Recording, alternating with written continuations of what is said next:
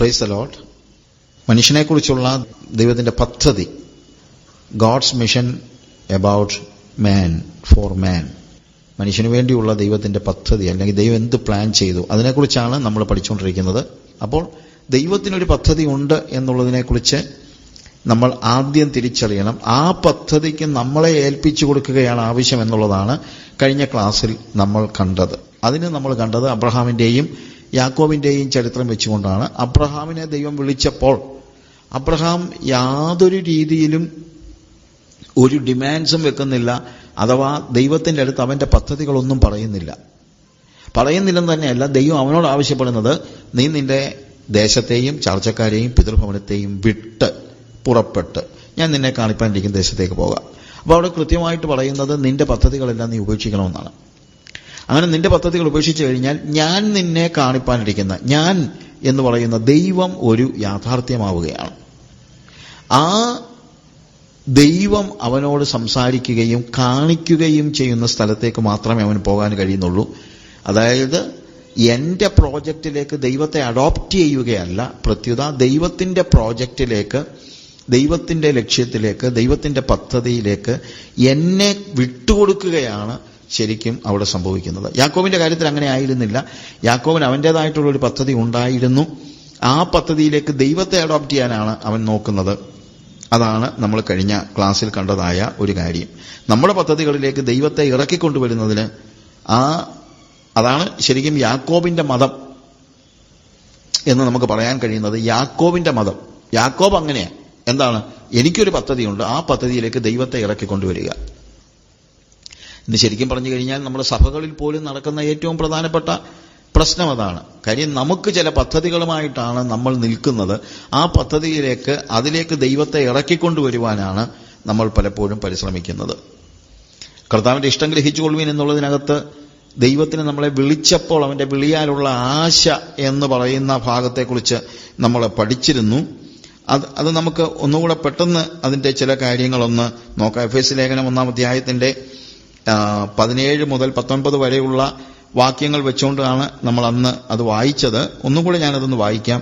അവിടെ കാണുന്നത്, നിങ്ങളെ ഓർത്തും കൊണ്ട് നമ്മുടെ കർത്താവായ യേശുക്രിസ്തുവിന്റെ ദൈവവും മഹത്വമുള്ള പിതാവുമായവൻ നിങ്ങൾക്ക് തന്നെക്കുറിച്ചുള്ള പരിജ്ഞാനത്തിൽ ജ്ഞാനത്തിന്റെയും വെളിപ്പാടിന്റെയും ആത്മാവിനെ തരേണ്ടതിനും നിങ്ങളുടെ ഹൃദയദൃഷ്ടി പ്രകാശിച്ചിട്ട് അവന്റെ വിളിയാലുള്ള ആശ ഇന്നതെന്നും വിശുദ്ധന്മാരിൽ അവന്റെ അവകാശത്തിന്റെ മഹിമാധനം ഇന്നതെന്നും അവന്റെ ബലത്തിൻ വല്ലഭത്വത്താൽ വ്യാപാരത്താൽ വിശ്വസിക്കുന്ന നമുക്ക് വേണ്ടി വ്യാപരിക്കുന്ന തന്റെ ശക്തിയുടെ അളവറ്റ വലിപ്പം ഇന്നതെന്നും നിങ്ങൾ അറിയേണ്ടതിനും പ്രാർത്ഥിക്കുന്നു. അപ്പോൾ നമ്മൾ അതിനകത്ത് അന്ന് പറഞ്ഞായിരുന്നു ഈ ഹൃദയദൃഷ്ടി പ്രകാശിക്കുന്ന കാര്യത്തെക്കുറിച്ച്. അതായത് നമ്മുടെ ആത്മാവും ദൈവത്തിന്റെ ആത്മാവും തമ്മിലുള്ള ഒരു ഫ്യൂഷൻ ഉണ്ടാകുമ്പോഴാണ് ഹൃദയദൃഷ്ടി പ്രകാശിക്കുന്നത് എന്ന് പറഞ്ഞത് നിങ്ങൾ ഓർമ്മയുണ്ടാകും. എന്നതുപോലെ നമ്മളുമായിട്ടും ദൈവവുമായിട്ടും, നമ്മുടെ ആത്മാവും ദൈവത്തിന്റെ ആത്മാവും തമ്മിൽ ഒരു കൃത്യമായ ഒരു യോജിപ്പുണ്ടാകുമ്പോഴാണ് ദൈവത്തിന്റെ പദ്ധതി എന്താണെന്നുള്ളത് നമ്മൾ തിരിച്ചറിയുന്നത്. അതന്ന് നമ്മൾ കണ്ടതാണ്. അതുതന്നെ അവന്റെ വിളിയാലുള്ള ആശ. അപ്പോൾ ദൈവം നമ്മളെ വിളിക്കുമ്പോൾ ഒരു പ്രത്യേകമായ ആശയോടുകൂടെ നമ്മളെ വിളിക്കുന്നു എന്നുള്ളത് അന്ന് നമ്മൾ കണ്ടു. എന്നാൽ നമ്മൾ ഈ ക്ലാസ്സിൽ പറയാൻ ഉദ്ദേശിക്കുന്ന ഒരു കാര്യം, അങ്ങനെ വിളിക്കുമ്പോൾ മാത്രമല്ല, അതിനു മുമ്പ് തന്നെ ദൈവത്തിന് നമ്മളെക്കുറിച്ച് ഒരു ആശയുണ്ട്, എല്ലായ്പ്പോഴും ഉണ്ട് എന്നുള്ളത്. പലപ്പോഴും നമ്മുടെ ഒരു ചിന്ത, വിളിച്ചപ്പോഴാണ് ദൈവവും മനുഷ്യനും തമ്മിലുള്ള ബന്ധം ആരംഭിച്ചതെന്നാണ്.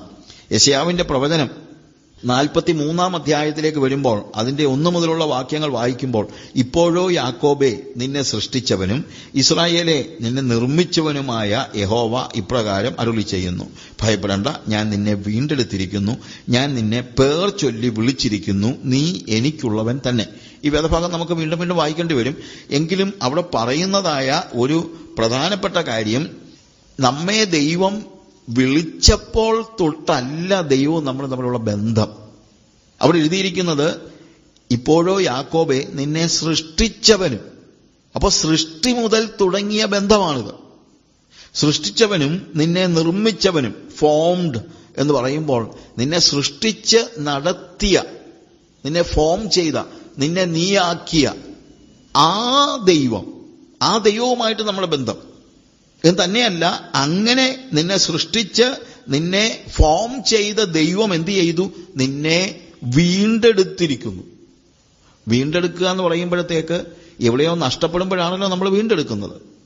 അങ്ങനെ ഇവിടെ യെശയ്യാവിന്റെ പ്രവചനത്തിൽ നമ്മൾ കാണുന്നത് ശരിക്കും നമ്മൾ നഷ്ടപ്പെട്ടു, വീണ്ടെടുക്കപ്പെട്ടു. എന്നിട്ടാണ് പറയുന്നത്, ഞാൻ നിന്നെ പേർ ചൊല്ലി വിളിച്ചിരിക്കുന്നു. നമ്മൾ പിന്നീട് അതിനെക്കുറിച്ച് കുറച്ചുകൂടെ വിശദമായിട്ട് പഠിക്കാം.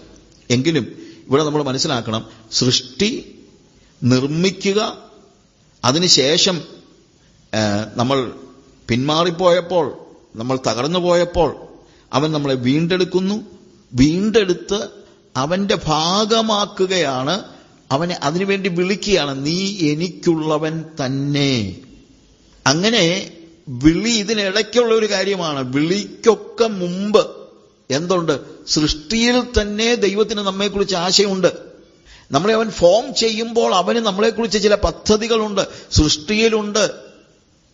നമ്മളെ ഫോം ചെയ്യുമ്പോൾ അവിടെ ചില പദ്ധതികളുണ്ട്. നമ്മൾ പിന്മാറിപ്പോയപ്പോൾ, പാപത്തിൽ വീണുപോയപ്പോൾ നമ്മളെ വീണ്ടെടുത്തപ്പോൾ വീണ്ടെടുപ്പിൽ ചില പദ്ധതികളുണ്ട്. ദൈവത്തിനൊരു ചില ലക്ഷ്യങ്ങളുണ്ട്, ആശയുണ്ട്. വിളിയാലുള്ള ആശയെക്കുറിച്ച് നമ്മൾ ആ അന്നത്തെ ബൈബിൾ ക്ലാസ്സിൽ നമ്മൾ കേട്ടതാണ്. വിളിയാലുള്ള ആശ, വിളിക്കുമ്പോൾ ആശയുണ്ട്. പക്ഷേ വിളിക്കുമ്പോൾ മാത്രമല്ല, അതിനു മുമ്പ് തന്നെ നമ്മളെക്കുറിച്ച്, നമ്മുടെ സൃഷ്ടിയുടെ സമയം മുതൽ നമ്മളെക്കുറിച്ച് ചില പ്രതീക്ഷകളുണ്ട്. ചില പ്രതീക്ഷകളല്ല, ചില ലക്ഷ്യങ്ങളുണ്ട്. There is a mission. മനുഷ്യന് വേണ്ടി ദൈവം ഒരുക്കിയിരിക്കുന്നതായ ഒരു മിഷൻ ഉണ്ട് എന്ന് നമ്മൾ മനസ്സിലാക്കണം. ദൈവത്തിന് നമ്മളെക്കുറിച്ച്, എല്ലാ മനുഷ്യരെക്കുറിച്ച് ഒരു സ്വപ്നമുണ്ട്. എല്ലാ മനുഷ്യരെക്കുറിച്ചും ഉണ്ട് എന്നാണ് നമുക്ക് മനസ്സിലാക്കാൻ പറ്റുന്നത്. അതുകൊണ്ടാണ് പറഞ്ഞത്, ദൈവത്തിന്റെ സ്വപ്നമാണ് പ്രധാനം, അല്ലാതെ നമുക്ക് നമ്മെക്കുറിച്ചുള്ള സ്വപ്നമല്ല. ദൈവത്തിന് നമ്മെക്കുറിച്ചുള്ള സ്വപ്നമാണ് നമുക്ക് ആവശ്യം. ശരിക്കും പറഞ്ഞു കഴിഞ്ഞാൽ, ഞാൻ അന്നും പറഞ്ഞതാണ്, നമുക്ക് ശരിക്കും സ്വപ്നം കാണാനുള്ള കപ്പാസിറ്റി പോലും ഇല്ല. ഇനി നമുക്ക് എത്രയും കപ്പാസിറ്റി ഉണ്ട്. നമ്മൾ സ്വപ്നം കണ്ടാൽ എത്ര സ്വപ്നം കാണാൻ പറ്റും? നമ്മളൊരു കുഞ്ഞ് അവനെക്കുറിച്ച് സ്വപ്നങ്ങൾ കാണുന്നില്ല. ഞാനെന്ന് പറഞ്ഞ ഒരു ഉദാഹരണമുണ്ട്. കുഞ്ഞ് സ്കൂളിൽ അവനെ ചേർത്ത് കഴിഞ്ഞാൽ, സ്കൂളിൽ കൊണ്ടുപോയി ചേർത്ത് തിരിച്ചു വരുന്നത് കരഞ്ഞോണ്ടായിരിക്കും. അവൻ പറയുന്നത്, എനിക്കിനി സ്കൂളിൽ പോകണ്ടെന്നാ. പിന്നെ അപ്പൻ എന്താ പറയുന്നത്? മോനെ, നീ സ്കൂളിൽ പോകണം. കാര്യം പപ്പായ്ക്ക് നിന്നെക്കുറിച്ചൊരു സ്വപ്നമുണ്ട്. അപ്പൊ സ്വപ്നം കാണാൻ കൊച്ചിന് വലിയ കപ്പാസിറ്റി ഒന്നുമില്ല. പക്ഷെ പപ്പായ്ക്കുണ്ട്. പപ്പായ്ക്കൊരു സ്വപ്നമുണ്ട്. കൊച്ചു പറയാന്ന് വെച്ചോ, എനിക്കും കൊണ്ടൊരു സ്വപ്നം. എന്തോ അവിടെ സ്വപ്നം? എനിക്ക് കളിക്കണം, പ്ലേ ഗ്രൗണ്ട്. കൊച്ചിന്റെ കപ്പാസിറ്റി അത്രയൊക്കെ ഉള്ളൂ. എന്നാൽ അപ്പന് കുഞ്ഞുങ്ങളെക്കുറിച്ചാണ് സ്വപ്നം. ആ സ്വപ്നത്തിന്റെ പൂർത്തീകരണത്തിനായി കുഞ്ഞുങ്ങളെ നമ്മൾ വളർത്തുന്നു. കുറെ കാലം കഴിയുമ്പോൾ ഈ അപ്പന്റെ സ്വപ്നം എന്താണെന്ന് മനസ്സിലാക്കാൻ കൊച്ചിന് പ്രായമാകുമ്പോൾ ആ സ്വപ്നം കൊച്ചിന്റെയും കൂടെ സ്വപ്നമാകും. അതൊരു വളർച്ചയാണ്. ആ വളർച്ചയുടെ ഘട്ടത്തിൽ എത്തുന്നതിന് മുമ്പ് നമ്മൾ മനസ്സിലാക്കണം, എന്റെ സ്വപ്നമല്ല പ്രധാനം, പകരം എന്നെക്കുറിച്ച് ദൈവത്തിനുള്ള സ്വപ്നം എന്നുള്ളതാണ് ഏറ്റവും പ്രാധാന്യമർഹിക്കുന്നതായ കാര്യം. എന്നാൽ ഈ സ്വപ്നത്തിന്റെ പൂർത്തീകരണത്തിന് വേണ്ടി നമ്മളെ ദൈവം അങ്ങ് പറയുകയല്ല, എനിക്ക് നിന്നെക്കുറിച്ചൊരു സ്വപ്നമുണ്ട്, അത് നീ നിർവഹിക്കണമെന്ന് നേരിട്ടങ്ങ് അങ്ങനെ പറഞ്ഞങ്ങ് വിടുകയല്ല. എഫെസ്യ ലേഖനത്തിൽ നമ്മൾ വായിക്കുമ്പോൾ അതിന്റെ 18 മുതലുള്ള വാക്യങ്ങളിൽ അവന്റെ വിളിയാലുള്ള ആശ ഇന്നതെന്നും വിശുദ്ധന്മാരിൽ അവന്റെ അവകാശത്തിന്റെ മഹിമാധനം ഇന്നതെന്നും അവന്റെ ബലത്തിൻ വല്ലഭത്വത്തിന്റെ വ്യാപാരത്താൽ വിശ്വസിക്കുന്ന നമുക്ക് വേണ്ടി വ്യാപരിക്കുന്ന അവന്റെ ശക്തിയുടെ അളവറ്റ വലിപ്പം ഇന്നതെന്നും നിങ്ങൾ അറിയേണ്ടതിനും പ്രാർത്ഥിക്കുന്നു. അപ്പൊ അവിടുത്തെ പ്രത്യേകത എന്താണ്? നമ്മളെ മേലൊരു സ്വപ്നം അടിച്ചേൽപ്പിച്ചിട്ട് ഇത് നിർവഹിച്ചുകൊണ്ട് വരണമെന്ന് പറയുന്ന ഒരു കാര്യം അത് മാത്രമല്ല, അതിനാവശ്യമായ റിസോഴ്സസും ദൈവം നമുക്ക് തരുന്നുണ്ട്. അബ്രഹാമിനോട് ദൈവം പറയുകയല്ല, നിന്നെക്കുറിച്ച് ഞാൻ ഉദ്ദേശിക്കുന്നത് കനാനാണ്, അതുകൊണ്ട് പൊക്കോ കനാനിലേക്ക് എന്ന് പറഞ്ഞു വിടുകയല്ല. ഞാൻ നിന്നെ കാണിപ്പാനിരിക്കുന്ന അവൻ കൂടെ വരും. ഇത് സാധാരണ കമ്പനികളിലോ ഒന്നും നമ്മൾ കാണാത്തൊരു കാര്യമാണ്. ഒരു പ്രോജക്റ്റ് നമ്മളെ ഫലമേൽപ്പിച്ചു കഴിഞ്ഞാൽ ആ പ്രോജക്റ്റ് നിർവഹിക്കുക എന്ന് പറയുന്നത് ഒരു ജോലി ചെയ്യുന്ന ആളിന്റെ ചുമതലയാണ്. അതിന്റെ റിസോഴ്സസിനെ കുറിച്ച് ഈ പറയുന്ന രീതിയിലുള്ള വലിയ കൂടെ നടന്ന് നമ്മളെ റിസോഴ്സ് കാര്യങ്ങളെ ഏൽപ്പിച്ച ആൾ നമ്മൾ കൂടെ നടന്ന് ഇതൊക്കെ ചെയ്തു തരത്തൊന്നുമില്ല. ചിലവ് പറയും, റിസോഴ്സ് നീ കണ്ടുപിടിച്ചോണം, അല്ലെങ്കിൽ ഇന്നടത്ത് റിസോഴ്സസ് ഉണ്ട്, നീ എടുത്തോ എന്നൊക്കെ ചിലപ്പോൾ പറയുമായിരിക്കും. എന്നാൽ ഇവിടെ പറയുന്നത് നമ്മളെ ദൈവം വിളിച്ചപ്പോൾ ആ വിളിയുടെ നിർവഹണത്തിന് ആവശ്യമായ റിസോഴ്സസ്, അവിടെ പറഞ്ഞിരിക്കുന്ന വാക്ക്, ആ റിസോഴ്സസിനെ കുറിച്ച് പറയുന്നത് the riches of his glorious inheritance in the saints എന്നാണ്. വിശുദ്ധന്മാരിൽ അവന്റെ അവകാശത്തിന്റെ മഹിമാധനം ഇന്നതെന്ന്. അപ്പോൾ ദൈവം നമ്മളെക്കുറിച്ചൊരു സ്വപ്നം ദൈവത്തിനുണ്ടെങ്കിൽ ആ സ്വപ്നം നിർവഹിക്കാനുള്ള എല്ലാ റിസോഴ്സസും പൈതൃക അവകാശമായി നമുക്ക് ഓൾറെഡി തന്നിരിക്കുകയാണ്. ഇടയ്ക്കിടയ്ക്കല്ല, ഓൾറെഡി നമുക്ക് തന്നിട്ടുണ്ട്. The riches of his glorious inheritance in the saints. നമ്മുടെ മേലുള്ള ദൈവം നമ്മളെ വിളിച്ചപ്പോൾ, ദൈവം നമ്മളെ മക്കളായിട്ടാണ് വിളിച്ചത്. കുറച്ചുകൂടെ കഴിയുമ്പോൾ നമുക്ക് മനസ്സിലാകുന്നൊരു കാര്യമുണ്ട്. ദൈവം വിളിച്ചപ്പോൾ മാത്രമല്ല, ദൈവം സൃഷ്ടിച്ചത് തന്നെ ദൈവത്തിന്റെ മക്കളായിട്ടാണ്. അങ്ങനെ മക്കളായി ദൈവം നമ്മെ സൃഷ്ടിച്ച്, നമ്മൾ പുത്രത്വം കളഞ്ഞ ചോടിപ്പോയി, പക്ഷെ തിരിച്ച് ആ പുത്രത്വത്തിലേക്ക് കൊണ്ടുവരുന്നതിനാണ് വീണ്ടെടുപ്പ്. അതൊക്കെ നമുക്ക് പഠിക്കാം. അങ്ങനെ പുത്രത്വത്തിലേക്ക് വരുമ്പോൾ നമ്മൾ മക്കളാണ്. ആ മക്കൾക്ക് ഒരു പിതൃ അവകാശം, ഒരു ഇൻഹെറിറ്റൻസ് ഉണ്ടെന്നാണ് നമ്മൾ കാണുന്നത്. എല്ലാ റിസോഴ്സസും ദൈവത്തിന് നമ്മുടെ മേലുള്ള സകല പ്രോജക്ട്സിനും ആവശ്യമായ റിസോഴ്സസ് നമുക്ക് ഓൾറെഡി ഉണ്ട്. അപ്പൊ ദൈവത്തിന് എന്നെക്കുറിച്ച് ഒരു സ്വപ്നമുണ്ടെന്ന് മാത്രമല്ല, എനിക്കായി ഒരു പദ്ധതിയുണ്ട്. ആ പദ്ധതിയുടെ നിർവഹണത്തിനായി ആവശ്യമുള്ള എല്ലാ റിസോഴ്സസും എന്റെ പിതൃസ്വത്തായി അവിടുന്ന് എനിക്ക് നൽകിയിരിക്കുന്നു. It is my inheritance. അതുകൊണ്ട് ഇനിയിപ്പോൾ റിസോഴ്സസ് ഓർത്ത് ഞാൻ വേവലാതിപ്പെടേണ്ട കാര്യമില്ല. ഓൾറെഡി ഇൻഹെറിറ്റൻസ് അവൻ നമുക്ക് നൽകിയിരിക്കുകയാണ്. ഞാന് അവിടെയും ഇവിടെയും ഇത് റിസോഴ്സ് കണ്ടെത്താനായിട്ട് ദൈവം പറയുകയല്ല. നമുക്ക് എടുക്കാൻ വയ്യാത്ത ഒരു ചുമട് നമ്മുടെ തലയിൽ വെച്ച് തന്നിട്ട് കൊണ്ട നടക്കടാ എന്ന് പറയുന്ന ഒരു ദൈവമല്ല നമ്മുടെ ദൈവം. അത് നമ്മൾ മനസ്സിലാക്കണം. നമ്മളെ ദൈവം ഫലമേൽപ്പിച്ചിരിക്കുന്ന ഏത് കാര്യവും നിർവഹിക്കുന്നതിന് ആവശ്യമായ റിസോഴ്സസ് അവൻ തന്നിട്ടുണ്ടെന്നും, ഒരു പരിധിവരെ ഇച്ചിരൂടെ കടത്തി പറഞ്ഞാൽ, നമ്മൾ ചുമട് നമ്മുടെ തലയിൽ വെച്ചിട്ടുണ്ടെങ്കിൽ അവനും കൂടെ അതിന്റെ ഒരു അംശം ചുമക്കും. അല്ലെങ്കിൽ അവനത് ചുമക്കാനുള്ള ശക്തി നമുക്ക് തരുമെന്ന് തന്നെയല്ല, അവനും കൂടെ അതിൽ ഭാഗഭാക്കാകുന്നതാണ് നമ്മൾ മനസ്സിലാക്കുന്നത്. നിങ്ങൾ വീണ്ടും ജനിച്ച വ്യക്തിയാണെങ്കിൽ, നിങ്ങൾ ദൈവത്തിന്റെ പൈതലാണെങ്കിൽ, ആ ജനനത്തിൽ തന്നെ ഇത് ഇൻഹെറിറ്റൻസ് ആയിട്ട് നമുക്ക് നൽകിയിട്ടുണ്ടെന്നാണ് വേദോസം പഠിപ്പിക്കുന്നത്. ഈ റിസോഴ്സ് എന്ന് പറയുമ്പോഴത്തേക്ക് പലപ്പോഴും ആളുകളുടെ പ്രശ്നം, എല്ലാം നമ്മുടെ മനസ്സിൽ റിസോഴ്സ് എന്ന് പറയുമ്പോൾ സാമ്പത്തികമാണ് നമ്മുടെ മനസ്സിൽ പെട്ടെന്ന് കയറി വരുന്നത്. സാമ്പത്തികം ആവശ്യമുണ്ടെങ്കിൽ സാമ്പത്തികം ദൈവം തരും, അത് വേറെ കാര്യം. പക്ഷെ വേറെ കാര്യമുണ്ട്, റിസോഴ്സസ് പ്രധാനമായും സാമ്പത്തികമായ ഒരു കാര്യമല്ല. കാരണം ദൈവത്തിന്റെ മിഷൻ എന്താണ്? നമ്മളെക്കുറിച്ചുള്ള മിഷൻ എന്താണ്? ദൈവം നമ്മളെ സൃഷ്ടിച്ചപ്പോൾ, സൃഷ്ടി എന്ന നിലയിൽ ദൈവം നമ്മളെ വിളിച്ചപ്പോൾ, അവന്റെ മക്കളെന്ന നിലയിൽ അവന്റെ മനസ്സിന്റെ സ്വപ്നം എന്താണ്? നമ്മൾ എന്തെങ്കിലും കെട്ടിടം പണിയണമെന്നോ വീട് പണിയണമെന്നോ, അതിനപ്പുറത്ത് ഇനി കുറച്ചുകൂടെ കൂട്ടി പറഞ്ഞാൽ ഒരു മിനിസ്ട്രി പണിയണമെന്നോ, ഇതൊന്നും അല്ല ദൈവത്തിന്റെ ആത്യന്തികമായ സ്വപ്നം. അങ്ങനെ എന്തുണ്ടെങ്കിലും ദൈവം അതിനുള്ള റിസോഴ്സ് തരും. പക്ഷേ അടിസ്ഥാനപരമായി ദൈവത്തിന്റെ സ്വപ്നം എന്ന് പറയുന്നത് നമ്മൾ പറയുന്ന കെട്ടിടങ്ങളോ നമ്മൾ പറയുന്ന പ്രോജക്ട്സോ അല്ല. അതൊക്കെ ദൈവം പറയുമ്പോൾ ചെയ്താൽ മതി, അല്ലാതെ വേറെ കാര്യമൊന്നുമില്ല. ദൈവം എന്തു പറഞ്ഞാലും ആത്യന്തികമായി അവന്റെ മനസ്സിന്റെ ആഗ്രഹം എന്ന് പറയുന്നത്, അതായത് ദൈവം മനുഷ്യനെ സൃഷ്ടിയുടെ കാര്യം നമ്മൾ വരുന്നുണ്ട്. ദൈവം ആത്യന്തികമായി ഉദ്ദേശിക്കുന്നത് അവനുമായുള്ള സംസർഗമാണ്. ആ സംസർഗത്തിലൂടെ നമ്മൾ വളർന്ന് അവന്റെ പുത്രന്റെ സ്വരൂപത്തോട് നമ്മൾ അനുരൂപരായി തീരണം എന്നുള്ളതാണ് ദൈവം ആഗ്രഹിക്കുന്നത്. ഇവിടെ റോമാലേഖനം 8-ാം അധ്യായത്തിന്റെ 29-ാമത്തെ വാക്യത്തിൽ അവിടെ നമ്മൾ കാണുന്നത്, അവൻ മുന്നറിഞ്ഞവരെ തന്റെ പുത്രൻ അനേകം സഹോദരന്മാരിൽ ആദ്യജാതനാകേണ്ടതിന് അവന്റെ സ്വരൂപത്തോട് അനുരൂപരാകുവാൻ മുൻ നിയമിച്ചുമിരിക്കുന്നു. We are predestined to be conformed to the image of his son.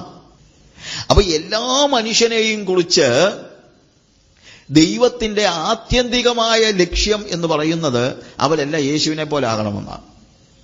ഞാൻ പാറമേൽ അടിസ്ഥാനപ്പെടുന്ന പുസ്തകത്തിനകത്ത് പറഞ്ഞിട്ടുള്ള കാര്യമുണ്ട്. ആദമിനെ ദൈവം സൃഷ്ടിച്ചപ്പോൾ ആദാമിന്റെ സൃഷ്ടിയിൽ അവൻ അങ്ങനെ തന്നെ ആയിരിക്കണം എന്ന് മാത്രമല്ല ദൈവം ആഗ്രഹിച്ചതെന്ന് ചിന്തിക്കുന്ന ആളാണ് ഞാൻ. ആദാമിനെ കുറിച്ച് ദൈവത്തിന്റെ ആഗ്രഹം എന്നാണെന്നറിയാമോ? ആദാം ദൈവ സംസർഗത്തിൽ വളർന്ന് യേശുവിനെ പോലെ ആകണമെന്നായിരുന്നു ദൈവത്തിന്റെ ആഗ്രഹം. അതായത് ആദം എന്ന് പറയുന്നത് ഒരു ബേസിക്, ദൈവത്തിന്റെ സൃഷ്ടി എന്ന നിലയിൽ ഒരു ബേസിക് ലെവലാണ്. ആ ലെവലിൽ നിന്ന് മുകളിലോട്ട് പോകണമെന്ന ദൈവം ആഗ്രഹിച്ചു. അല്ലാതെ ആദാമിനെ സൃഷ്ടിച്ച അന്നത്തെ പോലെ അവൻ എല്ലാ കാലഘട്ടത്തിലേക്കും ആയിരിക്കണമെന്നല്ല ദൈവം ചിന്തിച്ചത്. അങ്ങനെ അവൻ ഉയർന്നു പോയാൽ ആത്യന്തികമായി തികഞ്ഞ പുരുഷത്വം എന്ന് പറയുന്നത്, അപ്പോൾ ആദാമിൻ്റേത് തികഞ്ഞ പുരുഷത്വമല്ല. He was a man created by God. ദൈവത്താൽ സൃഷ്ടിക്കപ്പെട്ട പുരുഷനാണ് ആദാം. പക്ഷേ തികഞ്ഞ പുരുഷത്വം ആർക്ക് മാത്രമേ ഉള്ളൂ? യേശുവിന്. പുതിയ നിയമത്തിൽ നമ്മൾ കാണുന്നതാണ് ആ തികഞ്ഞ പുരുഷത്വം പ്രാപിക്കുവാൻ. അതെങ്ങനെ സംഭവിക്കുന്നത്? ദൈവ സംസർഗത്തിലൂടെ മാത്രമാണ്. അങ്ങനെ ആദാമിനെ കുറിച്ച് പോലും ദൈവം ആഗ്രഹിച്ചത് അതാണെങ്കിൽ, വീണ്ടെടുക്കപ്പെട്ട എല്ലാ വ്യക്തികളെക്കുറിച്ചും നമ്മൾ ക്രിസ്തുവിന്റെ പൂർണ്ണതയുടെ അളവോളം എന്നാണല്ലോ പറയുന്നത്. ആ പൂർണ്ണതയുടെ, ആ ക്രിസ്തുവിന്റെ പൂർണ്ണത, ക്രിസ്തുവാകുന്ന തലയോളം വളരണം. നമുക്ക് എത്തിപ്പെടുവാനുള്ള ദൈവത്തിന്റെ പ്രോജക്റ്റ്, എന്നെക്കുറിച്ചുള്ള ദൈവത്തിന്റെ പദ്ധതി എന്ന് പറയുന്നത് ആത്യന്തികമായി ഞാൻ യേശുവിനെ പോലെ ആകണമെന്നുള്ളതാണ്. അതുകൊണ്ടാണ് റോമാലേഖനത്തിൽ പറയുന്നത്, നമ്മളെ പ്രീഡെസ്റ്റൈൻ ചെയ്തത്, നമ്മളെ മുൻ നിയമിച്ചത് തന്നെ എന്തിനു വേണ്ടിയാണ്? അവന്റെ പുത്രന്റെ സ്വരൂപത്തോട് അനുരൂപരാകുവാൻ. അപ്പൊ എല്ലാവരും മനസ്സിലാക്കണം, നമ്മളെക്കുറിച്ചുള്ള ആത്യന്തികമായ ദൈവത്തിന്റെ ആഗ്രഹം എന്താണ് എന്ന് ചോദിച്ചാൽ, ക്രിസ്തുവിന്റെ തികഞ്ഞ പുരുഷത്വം പ്രാപിക്കുക. Mature manhood of Jesus. Mature manhood, ആ തികഞ്ഞ പുരുഷത്വം. അതിൽ കുറഞ്ഞ ഒരു അവസ്ഥയല്ല ദൈവം നമ്മളിന്ന് പ്രതീക്ഷിക്കുന്നത്. അപ്പോൾ ദൈവത്തിന് എന്നെക്കുറിച്ചുള്ള ആത്യന്തികമായ സ്വപ്നം, ഞാനും നിങ്ങളും എല്ലാവരും ആരെ പോലെ ആകണം? യേശുവിനെ പോലെ ആകണം. അതാണ് പ്രീഡെസ്റ്റൈൻഡ്. അതിനാണ് മുൻ നിയമിച്ചത് തന്നെ എന്നുള്ളതാണ്. മുൻ നിയമിച്ചത്. എന്നാൽ നിങ്ങളെല്ലാം യേശുവിനെ പോലെ ആകണം, ആയിക്കോ, തന്നെ അങ്ങ് ആയിക്കോ, നിങ്ങൾ പരിശ്രമിച്ച് ആയിക്കോ എന്ന് പറഞ്ഞ് എല്ലാവരും യേശുവിനെ പോലെ ആകണമെന്ന് പറഞ്ഞിട്ട് ദൈവം മാറി നിന്ന് നമ്മളെ കൈകാലിട്ടടിക്കാൻ വിടുകയല്ല. ഇതൊരു വലിയൊരു ഒന്നും നടക്കാത്ത നിലയിൽ എന്താ പലപ്പോഴും നമുക്ക് ഇന്നത്തെ ഒരു കൺസെപ്റ്റ് ഉണ്ടല്ലോ, ആർക്കാ ബ്രദറെ അങ്ങനെയൊക്കെ ആകാൻ പറ്റുന്നത്? നമുക്ക് ആർക്കെങ്കിലും ആകാൻ പറ്റുമോ? ആരെങ്കിലും ഉണ്ടോ? നമ്മളെപ്പോഴും ചോദിക്കുന്ന ചോദ്യം അല്ലേ, ആരെങ്കിലും ഉണ്ടോ? അങ്ങനൊന്നും ആകാനൊന്നും നമുക്ക് പറ്റത്തൊന്നുമില്ല. പിന്നെ ഒരുമാതിരിയൊക്കെ, അതൊന്നും ഒരു വേദപുസ്തകത്തിലെ വാക്കുപോലും അല്ല, ഒരുമാതിരിയൊക്കെ എന്ന് പറയുന്നത്. God wants us to become like Jesus. God wants every one of us. അതൊരു വളർച്ചയാണ്, ഒരു ദിവസം കൊണ്ടാകുന്ന കാര്യമല്ല. ഏതെങ്കിലും കുഞ്ഞ് ജനിച്ചതിന്റെ പിറ്റേ ദിവസം അപ്പൻ നടക്കുന്ന പോലെ നടക്കുമോ? ഇല്ല. It will take time. പക്ഷേ ജനിച്ച കുഞ്ഞിൽ അപ്പൻ നടക്കുന്നത് പോലെ നടക്കാനുള്ള ശക്തി ഇൻഹെറിറ്റഡ് ആയിട്ടുണ്ട്. ഒരിക്കലവൻ നടക്കും. അതിനിടയ്ക്ക് 50 പ്രാവശ്യം വീണെന്നിരിക്കും. വീഴ്ച ഉണ്ടാകാം, താഴ്ചകൾ ഉണ്ടാകാം, പ്രതിസന്ധികൾ ഉണ്ടാകാം. പക്ഷേ തൊട്ടിലിലെ കൈകാലിട്ടടിക്കുന്ന കൊച്ച് കുറച്ച് മാസങ്ങൾ കഴിയുമ്പോൾ എഴുന്നേറ്റിരിക്കാൻ തുടങ്ങുന്നു. കുറച്ചുകൂടെ കഴിയുമ്പോൾ അത് എണീറ്റ് പിച്ച വെക്കാൻ തുടങ്ങുന്നു. പിച്ച വെക്കുമ്പോൾ ഇടയ്ക്കൊക്കെ വീണെന്നിരിക്കും. വീഴുമ്പം നമ്മൾ ആരും പറയത്തില്ല, ഇതൊരിക്കലും അപ്പനെ പോലെ നടക്കത്തില്ല, നമുക്ക് എത്രാമത്തെ പ്രാവശ്യമാണ് താഴെ വീഴുന്നത് എന്ന് നമ്മൾ പറയും. ഇല്ല, അതിന്റെ ഉള്ളിൽ ഇൻഹെറിറ്റൻസ്. അതുകൊണ്ടാണ് ആ വാക്കിന്റെ പ്രത്യേകത. യേശുവിന്റെ അനുരൂപതയിൽ വളരാനുള്ള റിസോഴ്സസ് എനിക്ക് ദൈവം വീണ്ടും ജനനത്തിലൂടെ ജന്മാവകാശമായി നൽകിയിരിക്കുകയാണ്. എന്റെ ഉള്ളിൽ ആ ശക്തി ഉണ്ട്. പക്ഷെ അതിന് സമയമെടുക്കുമായിരിക്കും എങ്കിലും. അതുകൊണ്ടാണ് പൗലോസും ഒരു സമയത്ത് പറയുന്നു, ഞാൻ പിടിച്ചുവെന്ന് നിരൂപിക്കുന്നില്ല, പിടിക്കാമോ എന്ന് വെച്ച് ഓടുന്നതേ ഉള്ളൂ. പക്ഷെ ഒരിക്കൽ പറഞ്ഞു, ഞാൻ നല്ല പോർ പൊരുതു, ഓട്ടം തികച്ചു, വിശ്വാസം കാത്തു. നമ്മളൊക്കെ ഒരു പക്ഷെ ഓടിക്കൊണ്ടിരിക്കുന്നതേ ഉള്ളായിരിക്കാം. പക്ഷേ ഓടിക്കൊണ്ടിരിക്കുന്നവൻ ടാർഗറ്റ് പോയിന്റിനോട് ഏറ്റവും അടുത്തടുത്തടുത്ത് വരികയാണ്. ഗ്യാപ്പ് കുറഞ്ഞു വരികയാണ്. 1000 മീറ്റർ ഓടാൻ നമുക്ക് ഒരു ഓട്ടക്കളത്തിലാണ് നമ്മളെങ്കിൽ ആദ്യം 1000 മീറ്റർ ആയിരിക്കും ടാർഗറ്റ് പോയിന്റ് നമ്മളുമായിട്ടുള്ള അകലം.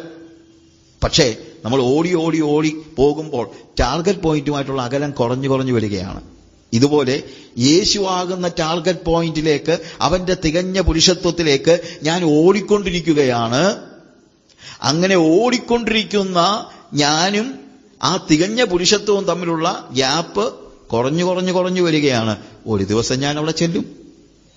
അതുകൊണ്ട് 200 മീറ്റർ ഓടിയ ഒരുത്തൻ 1000 മീറ്റർ ഓടേണ്ടതായിരുന്നു, 200 മീറ്റർ ഓടി മുന്നോട്ട് ഓടിക്കൊണ്ടിരിക്കുകയാണ്. ഞാൻ ഇത്രയും നാളായിട്ടും അവിടെ ചെന്നില്ല. എനിക്ക് അങ്ങ് ചെല്ലാൻ പറ്റുമോ ഇല്ലയോ എന്ന് അറിയത്തില്ല. സാത്താൻ വന്ന് പറഞ്ഞു, നീ ജന്മത്തിൽ അവിടെ ചെല്ലത്തില്ലെന്നാ പിശാച് എപ്പോഴും പറയുന്നത്. നിനക്കൊരിക്കലും ഇത് പറ്റത്തില്ല. പക്ഷേ എഫെസ്യ ലേഖനത്തില് അതിന്റെ 1-ാം അധ്യായത്തിൽ നമ്മൾ വായിക്കുമ്പോഴത്തേക്ക് പൗലോസ് പറയുന്നതായ കാര്യം, വിശ്വസിക്കുന്ന നമുക്ക് വേണ്ടി വ്യാപരിക്കുന്ന അവന്റെ ശക്തിയുടെ അളവറ്റ വലിപ്പം ഇന്നതെന്നും നിങ്ങൾ അറിയേണ്ടതിന്, അല്ലേ? അവന്റെ അവകാശത്തിന്റെ മഹിമാധനം ഇന്നതെന്നും അവന്റെ ബലത്തിൻ വല്ലഭത്വത്തിന്റെ വ്യാപാരത്താൽ, അതായത് വിശുദ്ധന്മാരിൽ അവന്റെ അവകാശത്തിന്റെ മഹിമാധനം ഇന്നതെന്ന് നിങ്ങൾ അറിയണം. നമ്മൾ മുന്നോട്ട് പോകണം. പിന്നെ വേറെ കാര്യമുണ്ട്, 1000 മീറ്റർ നമ്മുടെ മുമ്പിലുണ്ടെങ്കിൽ 200 മീറ്റർ ഓടിയിട്ട് അവിടെ അങ്ങ് നിന്നിട്ട് ഞാൻ 200 മീറ്റർ വരെ ഓടിയതാണെങ്കിൽ എന്ന് പറഞ്ഞിരിക്കരുത്. പിന്നെ ഓടിക്കണം. ഇപ്പൊ 200 ഓടിയുള്ളായിരിക്കും, കുഴപ്പമില്ല. പക്ഷെ മുന്നോട്ട് ഓടണം. ഇടയ്ക്ക് നിൽക്കരുത്, ഇടയ്ക്ക് തിരിഞ്ഞോടുകയും ചെയ്യരുത്. മുന്നോട്ടായിരിക്കണം നമ്മുടെ ഓട്ടം. കാര്യം നമുക്ക് വേണ്ടി ദൈവം സ്വപ്നം കണ്ടിരിക്കുന്നത് അവന്റെ പുത്രന്റെ സ്വരൂപമാണ് എന്നുള്ളത് നമ്മൾ മനസ്സിലാക്കണം. അതിന്റെ 19-ാമത്തെ വാക്യത്തിൽ, എഫേസ്യർ 1:19, വിശ്വസിക്കുന്ന നമുക്ക് വേണ്ടി വ്യാപരിക്കുന്ന അവന്റെ ശക്തിയുടെ അളവറ്റ വലിപ്പം, റിസോഴ്സസ് മാത്രമല്ല ശക്തിയും അവൻ നൽകിയിട്ടുണ്ട്. അതും വ്യാപരിക്കുന്ന ശക്തി എന്നാണ് പറഞ്ഞിരിക്കുന്നത്. Riches of his glorious inheritance, immeasurable greatness of his power towards us who believe. അപ്പോൾ എന്നിൽ ജന്മസിദ്ധമായി ജനനത്താൽ എനിക്ക് ലഭിച്ചിരിക്കുന്ന ഇൻഹെറിറ്റൻസ് ഉണ്ട് എന്ന് തന്നെയല്ല, ഞാൻ ഓടുമ്പോൾ എന്നെ ആ ഓട്ടത്തിൽ വ്യാപരിക്കുന്ന ഒരു ശക്തിയുണ്ട്. പക്ഷെ ഓടുക എന്നുള്ളത് എന്റെ ചുമതലയാണ്. നമ്മളെ ആരും ദൈവം ഇവിടുന്ന് എടുത്ത് നേരെ യേശുക്രിസ്തുവിന്റെ സ്വരൂപത്തോട് അനുരൂപരാകുന്ന ആ സ്വരൂപത്തിന്റെ അവിടത്തേക്ക് എടുത്തുകൊണ്ട് വെക്കുകയല്ല. പ്രത്യുത നമ്മൾ ഓടുകയാണ്. ഓടുമ്പോൾ ഓടാനുള്ള ശക്തി നമുക്കുണ്ട്, ഓടാനുള്ള ഇൻഹെറിറ്റൻസ് നമുക്കുണ്ട്. നമുക്ക് വേണ്ടി വ്യാപരിക്കുന്ന ഒരു ശക്തിയുമുണ്ട്. നമ്മളൊന്ന് ഓടുമ്പോൾ നമുക്ക് മനസ്സിലാക്കാൻ കഴിയും ആ ശക്തി നിരന്തരമായിട്ട്. അപ്പോൾ അത് നമ്മൾ അറിയണം, നമ്മളത് അനുഭവിക്കണം. അവന്റെ വിളിയാലുള്ള ആശയനതെന്നറിയണം. എന്നെക്കുറിച്ചുള്ള ദൈവത്തിന്റെ സ്വപ്നം ഞാൻ തിരിച്ചറിയണം. അതിന്റെ നിർവഹണം എനിക്കൊരു ബേർഡനല്ല. ദൈവത്തിന് എന്നെക്കുറിച്ചുള്ള പദ്ധതി എന്നെ കഷ്ടപ്പെടുത്തി എവിടെങ്കിലും കൊണ്ട് തള്ളിക്കളയാനായിട്ടല്ല ദൈവം വെച്ചിരിക്കുന്നത്. പ്രത്യുത അതൊരു വലിയൊരു ബേർഡൻ. അതിനാവശ്യമായ റിസോഴ്സസ് വീണ്ടും ജനനത്തിലൂടെ എനിക്ക് ജന്മാവകാശമായി ലഭിച്ചിരിക്കുന്നു. അതിന്റെ നിർവഹണത്തിനായി എന്നിൽ പരിശുദ്ധാത്മാവിന്റെ ശക്തി വ്യാപരിക്കുന്നുണ്ട്. അതിനാണ് ദൈവം തന്റെ പരിശുദ്ധാത്മാവിനെ നമുക്ക് ദാനമായി നൽകിയിരിക്കുന്നത്. എന്തിന്? ദൈവത്തിന് എന്നെക്കുറിച്ചുള്ള സ്വപ്നം നിർവഹിക്കുവാൻ എനിക്ക് ശക്തിയില്ലാതെ വരുമ്പോൾ എന്നെ സ്ട്രെങ്തൻ ചെയ്യുന്ന, യോഹന്നാന്റെ സുവിശേഷം 14-ാം അധ്യായത്തിലും നമ്മൾ പരിശുദ്ധാത്മാവിനെ കുറിച്ച് കർത്താവിനെ പറയുന്നത്, and I will ask the father, he will send you another counsellor to be with you for ever. എന്നേക്കും നിങ്ങളോടുകൂടെ ഇരിക്കേണ്ടതിന് മറ്റൊരു കാര്യസ്ഥനെ ഞാൻ നിങ്ങൾക്ക് അയച്ചു തരും. ആരാണ്? സത്യത്തിന്റെ ആത്മാവെന്ന മറ്റൊരു കാര്യസ്ഥൻ. Another counsellor, comforter. കാര്യസ്ഥൻ അവിടെ ഉപയോഗിച്ചിരിക്കുമ്പോൾ, അവിടെ കംഫർട്ടർ എന്ന് ഉപയോഗിച്ചിരിക്കുന്ന വാക്ക് ശരിക്കും പറഞ്ഞു കഴിഞ്ഞാൽ ശക്തീകരിക്കുന്നവൻ, സ്ട്രെങ്തനർ എന്ന അർത്ഥത്തിലാണ്. കാര്യം മാനുഷികമായ നിലയിൽ നമുക്ക് ആർക്കും യേശുക്രിസ്തുവിനെ പോലെ ആകാൻ കഴിയില്ല. അത് വെച്ചോണ്ടാ പലരും പറയുന്നത് നമ്മൾ ഒരിക്കലും അങ്ങ് ചെല്ലത്തില്ലെന്ന്. ആരെങ്കിലും ചെന്നിട്ടുണ്ടോ ബ്രദറെ എന്നൊക്കെ ചോദിക്കുന്നത്. മാനുഷിക ശക്തിയിൽ ആർക്കും ചെല്ലാൻ പറ്റുകയില്ല. മാനുഷിക ശക്തിയിൽ ആർക്കും യേശുവിനെ പോലെ ജീവിക്കാൻ കഴിയില്ല. പക്ഷേ ആ മാനുഷിക ശക്തി നമുക്ക് ജീവിക്കാൻ കഴിയാത്തതിനാൽ നമ്മളെ ശക്തീകരിക്കേണ്ടതിന് വേണ്ടി ദൈവം തന്റെ പരിശുദ്ധാത്മാവിനെ നമുക്ക് നൽകിയിരിക്കുന്നു എന്നുള്ളത് നമ്മൾ മറന്നു പോകരുത്. അപ്പൊ ഈ പരിശുദ്ധാത്മ ശക്തിയിൽ നമുക്ക് എന്ത് ചെയ്യാൻ പറ്റും? നമ്മുടെ മുമ്പിൽ വെച്ചിരിക്കുന്ന ഓട്ടം സ്ഥിരതയോടെ ഓടുവാൻ കഴിയും. സ്ഥിരതയോടെ മുന്നോട്ട് ഓടി. സ്ഥിരതയോടെ ഓടുക എന്ന് പറഞ്ഞു കഴിഞ്ഞാൽ അതിന്റെ അർത്ഥം അതാണ്. ഇടയ്ക്ക് കിടക്കുകയല്ല, ഇടയ്ക്ക് ഇരിക്കുകയല്ല, ഇടയ്ക്ക് വിശ്രമിക്കുകയല്ല, സ്ഥിരതയോടെ ഓടുക. ആ ഓടാൻ നമുക്ക് ഹ്യൂമൻ പവർ പോരാ. നമ്മൾ വ്യാപരിക്കുന്ന പരിശുദ്ധാത്മാവിന്റെ വലിയൊരു ശക്തി നമുക്ക് അനിവാര്യമാണ്. അതുകൊണ്ടാണ് ക്രിസ്തീയ ജീവിതം ജീവിക്കുവാൻ നമുക്ക് പരിശുദ്ധാത്മ ശക്തി ആവശ്യമാണ് എന്ന് നമ്മൾ മനസ്സിലാക്കുന്നത്. ആ പരിശുദ്ധാത്മാവിനെ ദൈവം നമുക്ക് നൽകിയിരിക്കുന്നത് കൊണ്ട് നമ്മുടെ മുമ്പിൽ വെച്ചിരിക്കുന്ന ഓട്ടം സ്ഥിരതയോടെ ഓടുവാൻ നമുക്ക് കഴിയും. അവിടുന്ന് നമുക്ക് വേണ്ടി സ്വപ്നം കാണുന്ന അവന്റെ പദ്ധതിയിൽ എത്തിച്ചേരുവാനുള്ള റിസോഴ്സ് നമുക്ക് ലഭിച്ചിട്ടുണ്ട്. അതിലെ ഏറ്റവും വലിയ റിസോഴ്സ് ആ ഹോളി സ്പിരിറ്റ്. ഇൻഹെറിറ്റഡ് ആയിട്ട് നമുക്ക് ലഭിച്ചിരിക്കുന്നതായ ശക്തിയാണ് പരിശുദ്ധാത്മാവ്. അതുകൊണ്ട് പ്രിയമുള്ളവരെ, ദൈവത്തിന്റെ സ്വപ്നം നിങ്ങളിൽ പൂർത്തീകരിക്കുവാൻ ആരെങ്കിലും ആഗ്രഹിക്കുന്നുവെങ്കിൽ എനിക്ക് പറയാനുള്ള കാര്യം, പരിശുദ്ധാത്മാവിന്റെ ശക്തിയില്ലാതെ ഒരിക്കലും നിങ്ങൾക്കത് നേടുവാൻ കഴിയുകയില്ല. നിങ്ങൾക്ക് അവിടെ എത്തിച്ചേരുവാൻ കഴിയുകയില്ല. അതുകൊണ്ട് എപ്പോഴും ആ ആത്മശക്തിയിൽ വേണം നമ്മൾ ജീവിക്കാൻ. ഇതിന്റെ വാക്കുകളെ കേൾക്കുമ്പോൾ കർത്താവിനോട് പറ, കർത്താവേ, എനിക്ക് തനിയെ ഓടി അവിടെ ചെല്ലുവാനുള്ള ശക്തിയില്ല. എന്നാൽ നീ എനിക്കായി വാഗ്ദത്തം ചെയ്തിരിക്കുന്ന പരിശുദ്ധാത്മാവിനെ ഓർത്ത് ഞാൻ നിനക്ക് സ്തോത്രം ചെയ്യുന്നു. കർത്താവേ, പരിശുദ്ധാത്മാവിന്റെ ശക്തിയിൽ എന്റെ മുമ്പിൽ വെച്ചിരിക്കുന്ന ആ ഓട്ടം സ്ഥിരതയോടെ ഓടുവാൻ, നീ സ്വപ്നം കാണുന്ന നിന്റെ പദ്ധതി എന്റെ ജീവിതത്തിൽ നിർവഹിക്കപ്പെടുവാൻ ഞാൻ എന്നെ തന്നെ ഫലമേൽപ്പിക്കുന്നു എന്ന് പറയാൻ നമുക്ക് കഴിയണം. അങ്ങനെ പറയുന്നുവെങ്കിൽ പരിശുദ്ധാത്മ ശക്തിയിൽ ദൈവം നമുക്ക് വേണ്ടി ഒരുക്കിയിരിക്കുന്ന അവന്റെ സ്വപ്നം നിർവഹിക്കുവാൻ ദൈവം നമ്മളെ സഹായിക്കും. ഇന്നെന്നെ വാക്കുകളെ കേൾക്കുന്ന എല്ലാവരെയും കർത്താവ് സഹായിക്കും. ഇത് ചിലർക്ക് വേണ്ടി മാത്രം ദൈവം ഒരുക്കിയിരിക്കുന്നതല്ല. It is available for everybody. Paulose അതുകൊണ്ടാണ് പ്രാർത്ഥിക്കുന്നത്. പൗലോസിനറിയാം ദൈവത്തിന്റെ വിളിയാലുള്ള ആശ ഇന്നതെന്നും, വിശ്വസിക്കുന്ന നമ്മളിൽ വ്യാപരിക്കുന്നവന്റെ ശക്തിയുടെ അളവറ്റ വലിപ്പം ഇന്നതെന്നും, വിശുദ്ധന്മാരിൽ അവന്റെ മഹിമാതനം അല്ലെങ്കിൽ അവന്റെ ജന്മാവകാശം, ഇൻഹെറിറ്റൻസ് എന്താണെന്നും ഒക്കെ പൗലോസിനറിയാം. പൗലോസ് പറയാ, ഇത് നിങ്ങളൊന്ന് അറിഞ്ഞായിരുന്നെങ്കിൽ. അങ്ങനെ അറിഞ്ഞാൽ നമ്മൾ ഒരിക്കലും പറയത്തില്ല എനിക്കൊരിക്കലും അങ്ങനൊന്നും ആകാൻ പറ്റത്തില്ല. അത് വാസ്തവം പറഞ്ഞു കഴിഞ്ഞാൽ നിരാശപ്പെടുത്തുന്ന ഈ വാക്കുകൾ നമ്മളെ ശത്രുവായ പിശാച് കൊണ്ടു തരുന്നതായ വാക്കുകളാണ്, നിരാശയുടെ വാക്കുകൾ. അതുകൊണ്ടെന്താ പലപ്പോഴും ആളുകൾ ചിന്തിക്കുന്നത്, എനിക്ക് ദൈവത്തിന്റെ സ്വപ്നം നിർവഹിക്കാൻ കഴിയില്ല, അതിനുള്ള ശക്തിയില്ലെന്ന. ശരിയല്ലേ? പലപ്പോഴും നമ്മുടെയൊക്കെ മനസ്സിൽ നമ്മൾ തന്നെ ചിലപ്പം നമ്മൾ തന്നെ ആലോചിച്ചു, എത്രയോ വട്ടം നമ്മൾ തന്നെ ചോദിച്ചിട്ടുണ്ട്, കർത്താവേ, എനിക്കങ്ങനെ ജീവിക്കാൻ പറ്റുമോ? എനിക്കും ഉണ്ടായിരുന്നു. ആദ്യം ഞാൻ വിശ്വാസി വന്ന സമയത്തൊക്കെ ഞാൻ എന്നെ വിശ്വാസത്തിലേക്ക് കൊണ്ടുവന്ന എൻ്റെ മെന്റേഴ്സിനോടൊക്കെ ഞാൻ ചോദിച്ചിട്ടുണ്ട്. പലപ്പോഴും ഞാൻ ചോദിച്ചിട്ടുണ്ട്. ഒരു പ്രായമുള്ള അച്ചായനുണ്ടായിരുന്നു, ഞാൻ വിശ്വാസി നിലനിൽക്കുമായിരിക്കും അല്ലേ എന്ന് ഞാൻ ചോദിച്ചിട്ടുണ്ട്. എനിക്കൊരു പേടിയായിരുന്നു, ഞാൻ വിശ്വാസത്തിൽ നിലനിൽക്കും. ഞാൻ ഒത്തിരി പ്രതികൂലങ്ങളിലൂടെ കർത്താവിനെ കണ്ടുമുട്ടിയ ആളാണ്. അതുകൊണ്ട് എൻ്റെ വീട്ടിൽ നിന്നൊക്കെ ഒത്തിരി എതിർപ്പുകൾ, അടിയും ബഹളവും എല്ലാം ഉണ്ടായിട്ടുണ്ട്. അപ്പൊ എനിക്കൊന്ന് 13 വയസ്സ് 12 വയസ്സ് കഴിഞ്ഞുള്ളൂ, 13 വയസ്സേ ഉള്ളൂ. അപ്പൊ എൻ്റെ മനസ്സിൽ അന്ന് എനിക്കൊരു വലിയൊരു പേടി ഉണ്ടായിരുന്നു. എന്താണെന്നറിയാമോ? ദൈവമേ, ഇതെല്ലാം കഴിഞ്ഞിട്ട് നിലനിൽക്കാൻ കഴിഞ്ഞില്ലെങ്കിൽ എന്തായിരിക്കും അവസ്ഥ എന്നുള്ളൊരു പേടി എനിക്കുണ്ടായിരുന്നു. ആ അവസ്ഥയിലൂടെ കടന്നു പോകുന്ന ഒത്തിരി പേരുണ്ട്. എനിക്ക് നിലനിൽക്കാൻ കഴിയുമോ? ദൈവം ഉദ്ദേശിക്കുന്ന ഒരു ജീവിതം ജീവിക്കാൻ എനിക്ക് കഴിയുമോ? അങ്ങനെ എന്റെ മനസ്സിൽ എപ്പോഴും ഈ ഭീതി നിറഞ്ഞു നിന്നതായ ഒരു കാലഘട്ടം. ഞാൻ പോയി ചോദിക്കുകയും ചെയ്തിട്ടുണ്ട്. പലപ്പോഴും എന്റെ മെന്റേഴ്സിനോട് ചോദിച്ചിട്ടുണ്ട്, ഞാൻ നിലനിൽക്കുമായിരിക്കും അല്ലേ? അപ്പോഴൊക്കെ അവർ, ഞാൻ കൊച്ചെറുക്കണല്ലേ, അപ്പൊ അവരൊക്കെ എന്നെ ആശ്വസിപ്പിക്കില്ല, മോനെ കുഞ്ഞെ കുഴപ്പമില്ല എന്ന് പറഞ്ഞിട്ടുണ്ട്. അങ്ങനെ കുഴപ്പമില്ലെന്ന് പറഞ്ഞാലും എന്റെ മനസ്സിൽ പിന്നെയും ഈ സംശയം ബാക്കിയാ, ഞാൻ നിലനിൽക്കുമോ, ഞാൻ എപ്പോഴെങ്കിലും ഇട്ടേച്ച് പോകുമോ എന്നുള്ള പേടി എനിക്കുണ്ടായിരുന്നു. അങ്ങനെ ഇരിക്കെ ഞാനൊരു ദിവസം പരിശുദ്ധാത്മാവിനാൽ നിറഞ്ഞു. ആത്മസ്നാനം പ്രാപിച്ച അന്ന് മുതൽ എന്റെ ആത്മാവ് ദൈവത്തിന്റെ ആത്മാവുമായിട്ടുള്ള ഒരു റിലേഷനിലേക്ക്, ഒരു ഫ്യൂഷനിലേക്ക് വന്നപ്പോൾ മുതൽ എന്റെ ജീവിതത്തിൽ പ്രതിസന്ധിയുടെ സമയത്ത്, പ്രതികൂലത്തിന്റെ സമയത്ത്, സംശയത്തിന്റെ സമയങ്ങളിൽ, സംശയമൊക്കെ ഉണ്ടാകും, നമ്മളെല്ലാം മനുഷ്യരാണ്. സംശയത്തിന്റെ സമയത്ത് എന്റെ ആത്മാവിനോട് ദൈവത്തിന്റെ ആത്മാവ് പറഞ്ഞു, യു ആർ മൈ സൺ, നീ എന്റെ മകനാ. റോമാലേഖനത്തിൽ നമ്മൾ വായിക്കുന്നു, നാം ദൈവത്തിന്റെ മക്കളെന്ന് ആത്മാവ് താനും ആത്മാവോട് സാക്ഷ്യം പറയുന്നു. അങ്ങനെ ദൈവത്തിന്റെ പരിശുദ്ധാത്മാവിന്റെ ആ ശബ്ദം എന്റെ ആത്മാവിൽ കേൾക്കാൻ തുടങ്ങിയപ്പോൾ ഞാൻ മനസ്സിലാക്കി, ഞാൻ നിൽക്കുന്നതല്ല, അവൻ എന്നെ നിർത്തുന്നതാണ്. എന്റെ സ്വന്തം ശക്തി കൊണ്ട് എനിക്ക് ജീവിക്കാൻ കഴിയില്ല. പക്ഷേ ദൈവം തന്റെ ആത്മാവിനെ എനിക്ക് നൽകിയിരിക്കുന്നത്.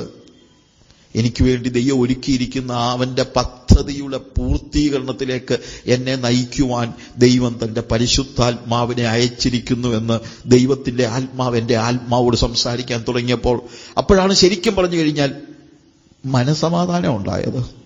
അപ്പോൾ മുതൽ ഒരു ഒരു ഒരു ഡിവൈൻ പീസ്, ഏത്, ഞാൻ തകർന്നു പോകയില്ല. എന്റെ ശക്തി കൊണ്ടല്ല, വീഴാതെ വണ്ണം നമ്മെ അവന്റെ മഹിമാസന്നിധിയിൽ നിർത്തുവാൻ ശക്തിയുള്ളവൻ, ഞാൻ നിൽക്കുന്നതല്ല, നിർത്താൻ ശക്തിയുള്ള ആ ദൈവത്തിന്റെ പരിശുദ്ധാത്മാവ് എന്റെ ഹൃദയത്തിൽ തരുന്ന ഉറപ്പാണ്. ഇന്നെന്റെ വാക്കുകളെ കേൾക്കുന്ന എല്ലാവരും ഈ ആത്മാവിന്റെ ശബ്ദം നിങ്ങൾ കേൾക്കണം. നിങ്ങളെ നിലനിർത്തുന്ന പരിശുദ്ധാത്മാവ് വേറെ ആരുമല്ല. It is the holy spirit. പ്രിയമുള്ളവരെ, ദൈവാത്മാവിന് മാത്രമേ നമ്മളെ നിലനിർത്തുവാൻ കഴിയുകയുള്ളൂ. പൗലോസ് അതുകൊണ്ടാണ് പറയുന്നത്, അവന്റെ വിളിയാനുള്ള ആശ ഇന്നതെന്ന് അറിയണം. പക്ഷെ അത് മാത്രം പോരാ. ദൈവം എന്നെക്കുറിച്ച് എന്ത് പ്രതീക്ഷിക്കുന്നു എന്നുള്ളത് മാത്രം ഞാൻ അറിഞ്ഞാൽ മതിയോ? പോരാ, അതറിയണം. പക്ഷേ അതിനോട് ചേർന്നറിയേണ്ട ഒരു കാര്യമുണ്ട്. എന്റെ സ്വന്തം ശക്തി കൊണ്ട് അവന്റെ സ്വപ്നം നിർവഹിക്കുവാൻ എനിക്ക് ശക്തിയില്ലെങ്കിലും എനിക്ക് ദൈവം അതിന്റെ നിർവഹണത്തിനായി നൽകിയിരിക്കുന്ന, അവിടെ എഴുതിയിരിക്കുന്നത് എന്നാണ്, വിശുദ്ധന്മാരിൽ അവന്റെ അവകാശത്തിന്റെ മഹിമാധനം, ഗ്ലോറിയസ് ഇൻഹെറിറ്റൻസ്, അതും ഞാൻ അറിയണം. ദൈവത്തിന് എന്നെക്കുറിച്ചുള്ള ആശ അത് എനിക്ക് അറിയണം. പക്ഷേ അത് നിർവഹിക്കാൻ അവന്റെ വീണ്ടും ജനനത്തിലൂടെ എന്നിൽ ലഭിച്ചിരിക്കുന്ന ആ ഗ്ലോറിയസ് ഇൻഹെറിറ്റൻസ് എന്തെന്ന് ഞാൻ അറിയണം. അതും പോരാ, അവന്റെ ബലത്തിന്റെ വല്ലഭത്വത്തിൻ വ്യാപാരത്താൽ വിശ്വസിക്കുന്ന നമുക്ക് വേണ്ടി വ്യാപരിക്കുന്ന അവന്റെ ശക്തിയുടെ അളവറ്റ വലിപ്പം. എന്റെ സ്വന്തം ശക്തി കൊണ്ടല്ല, ഞാൻ നിൽക്കുകയല്ല, അവൻ നിർത്തുകയാണ്. പക്ഷെ പിശാച് പലപ്പോഴും അത് വന്ന് പറയത്തില്ല. അവൻ പറയുന്നത്, നിനക്ക് നിൽക്കാൻ കഴിയത്തില്ല, നീ വീഴും.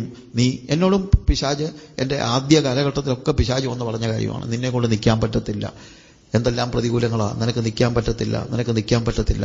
പക്ഷേ പരിശുദ്ധാത്മാവിനെ പ്രാപിച്ചപ്പോൾ, ആ ആത്മാവ് എൻ്റെ ആത്മാവോട് സംസാരിക്കാൻ തുടങ്ങിയപ്പോൾ, ആ കമ്മ്യൂണിക്കേഷൻ ഉണ്ടായപ്പോൾ, എൻ്റെ ഹൃദയത്തിൻ്റെ ആഴത്തിൽ ദൈവത്തിൻ്റെ ആത്മാവിൻ്റെ ശബ്ദം തിരിച്ചറിയുവാൻ തുടങ്ങിയപ്പോൾ അത് ഞാൻ അറിഞ്ഞു. എൻ്റെ ഹൃദയദൃഷ്ടി പ്രകാശിച്ചു. ഞാൻ പറഞ്ഞല്ലോ, നിങ്ങളുടെ ഹൃദയദൃഷ്ടി പ്രകാശിച്ചിട്ട് എന്ന് പറയുമ്പോൾ, ആ ഹൃദയദൃഷ്ടി പ്രകാശിക്കണമെങ്കിൽ എൻ്റെ ആത്മാവും ദൈവത്തിൻ്റെ ആത്മാവും തമ്മിലൊരു ഫ്യൂഷൻ ഉണ്ടാകണം. നമ്മൾ ബൾബ് കത്തുന്നത് എങ്ങനെയാ? ബൾബ് കത്തുന്നത് നമ്മൾ ന്യൂട്രലും പോസിറ്റീവും കൂട്ടിമുട്ടുമ്പോഴാണ്, ഫ്യൂസ് ചെയ്യുമ്പോഴാണ് എന്തുണ്ടാകുന്നത്? ബൾബ് കത്തുന്നത്, ഇല്ലേ? എന്നതുപോലെ ന്യൂട്രലും പോസിറ്റീവും തമ്മിൽ കൂട്ടിമുട്ടുന്നത് പോലെ എൻ്റെ ആത്മാവും ദൈവത്തിൻ്റെ ആത്മാവും തമ്മിലൊരു ഫ്യൂഷൻ ഉണ്ടാകുമ്പോൾ എൻ്റെ ഹൃദയദൃഷ്ടി പ്രകാശിക്കും. എൻ്റെ ഹൃദയദൃഷ്ടി പ്രകാശിക്കുമ്പോൾ അവൻ്റെ വിളിയാലുള്ള ആശ ഇന്നതെന്ന് ഞാൻ തിരിച്ചറിയും. അത് തന്നെയല്ല, എൻ്റെ ഹൃദയദൃഷ്ടി പ്രകാശിക്കുമ്പോൾ ദൈവത്തിൻ്റെ പരിശുദ്ധാത്മാവ് എന്നോട് സംസാരിക്കും. You are my son. നാം ദൈവത്തിന്റെ മക്കളെന്ന് ആത്മാവ് താനും ആത്മാവോട് സാക്ഷ്യം പറയുന്നു. എൻ്റെ പിതാവ് ദൈവമാണെന്നുള്ള തിരിച്ചറിവുണ്ടാകുമ്പോൾ എനിക്കുള്ള ആ ഗ്ലോറിയസ് ഇൻഹെറിറ്റൻസ്, വീണ്ടും ജനനത്താൽ എനിക്ക് ലഭിച്ച ആ ജന്മനാ എനിക്ക് ലഭിച്ച ആ ഇൻഹെറിറ്റൻസ്, വിശുദ്ധന്മാരിൽ വ്യാപരിക്കുന്ന അവന്റെ അവകാശത്തിന്റെ, ജന്മാവകാശത്തിന്റെ മഹിമാധനം, അതെന്താണെന്ന് ഞാൻ അറിയും. അതറിയണമെങ്കിൽ ആത്മാവോട് സംസാരിക്കണം. അങ്ങനെ വരുമ്പോൾ എനിക്ക് ജന്മാവകാശം ഉണ്ടെന്ന് തന്നെയല്ല, ഓരോ ദിവസത്തെയും പോരാട്ടത്തിൽ, ഇതൊരു പോരാട്ടമാണ് തീർച്ചയായിട്ടും, ഇല്ലേ? പോരാട്ടത്തിൽ എല്ലാ പൈശാചിക ശക്തികളെയും തകർക്കുവാൻ, അന്ധകാരത്തിന്റെ സകല ബന്ധനങ്ങളെയും അഴിക്കുവാൻ ശക്തി, വ്യാപരിക്കുന്നതായ ശക്തി, പരിശുദ്ധാത്മാവിന്റെ ശക്തി, അത് ഞാൻ തിരിച്ചറിഞ്ഞു കഴിയുമ്പോഴാണ് ഞാൻ സമാധാനമുള്ളവനായിത്തീരുന്നത്. പ്രിയമുള്ളവരെ, ദൈവത്തിന്റെ വിളിയാലുള്ള ആശ ഇന്നതെന്ന് നമ്മൾ തിരിച്ചറിയണം. യെശയ്യാവിന്റെ പ്രവചനം 43-ാം അധ്യായത്തിൽ നമ്മൾ വായിക്കുമ്പോൾ, ഇപ്പോഴോ യാക്കോബേ നിന്നെ സൃഷ്ടിച്ചവനും ഇസ്രായേലേ നിന്നെ നിർമ്മിച്ചവനുമായ യഹോവ ഇപ്രകാരം അരുളി ചെയ്യുന്നു, ഭയപ്പെടേണ്ട, ഞാൻ നിന്നെ വീണ്ടെടുത്തിരിക്കുന്നു, ഞാൻ നിന്നെ പേർ ചൊല്ലി വിളിച്ചിരിക്കുന്നു, നീ എനിക്കുള്ളവൻ തന്നെ. ഇപ്പോഴോ യാക്കോബേ നിന്നെ സൃഷ്ടിച്ചവൻ, യു ആർ ക്രിയേറ്റഡ്, ഇസ്രായേലെ നിന്നെ നിർമ്മിച്ചവൻ, ഫോംഡ്. ഞാൻ നിന്നെ വീണ്ടെടുത്തിരിക്കുന്നു, റിഡീംഡ്. ഞാൻ നിന്നെ പേർ ചൊല്ലി വിളിച്ചിരിക്കുന്നു, കോൾഡ് ബൈ നെയിം. ഞാൻ അടുത്ത് പറയുന്നത് എന്നാണെന്നറിയാമോ? നീ എനിക്കുള്ളവനാ, യു ആർ മൈൻ. ഞാൻ ദൈവത്തിന്റെ വകയാണ്. എപ്പോൾ മുതലാ? വിളിച്ചപ്പോൾ തന്നെയല്ല, സൃഷ്ടിച്ചപ്പോൾ മുതൽ. അതുകൊണ്ടാണ് ഞാൻ പറഞ്ഞത്, ഈ ക്ലാസ്സുകളിൽ നമ്മൾ ആ സൃഷ്ടി മുതലുള്ള ദൈവത്തിന്റെ ആ ലക്ഷ്യം എന്താണ്, ദൈവം നമ്മളിൽ നിന്ന് പ്രതീക്ഷിച്ചത്, സൃഷ്ടിയിൽ എന്താണ് പ്രതീക്ഷിച്ചത്. അപ്പോൾ ഇവിടെ പറയുന്നത് സൃഷ്ടിച്ചവനും നിർമ്മിച്ചവനും വീണ്ടെടുത്തവനും പേർ ചൊല്ലി വിളിച്ചവനും, ഞാൻ നിന്നെ വിളിച്ചിരിക്കുന്നു, നീ എനിക്കുള്ളവൻ തന്നെ, യു ആർ മൈൻ. ഇതാ നമ്മൾ മനസ്സിലാക്കേണ്ട ഏറ്റവും വലിയൊരു യാഥാർത്ഥ്യം. എന്താണെന്നറിയാമോ? I belong to God, God belongs to me എന്ന് നമ്മൾ പലപ്പോഴും പറയും. ദൈവം എന്റെയാ. വെരി ഗുഡ്, ദൈവം നിന്റെയാ. പക്ഷെ വേറൊരു കാര്യമുണ്ട്, നീ ദൈവത്തിന്റെ ആണെന്നുള്ള തിരിച്ചറിവാണ് അതിനേക്കാൾ വലിയ തിരിച്ചറിവ്. ദൈവം എന്റെയാണെന്ന് പറഞ്ഞാൽ നമ്മൾ പലപ്പോഴും ദൈവത്തെ ഉപയോഗിക്കാനേ നോക്കത്തുള്ളൂ.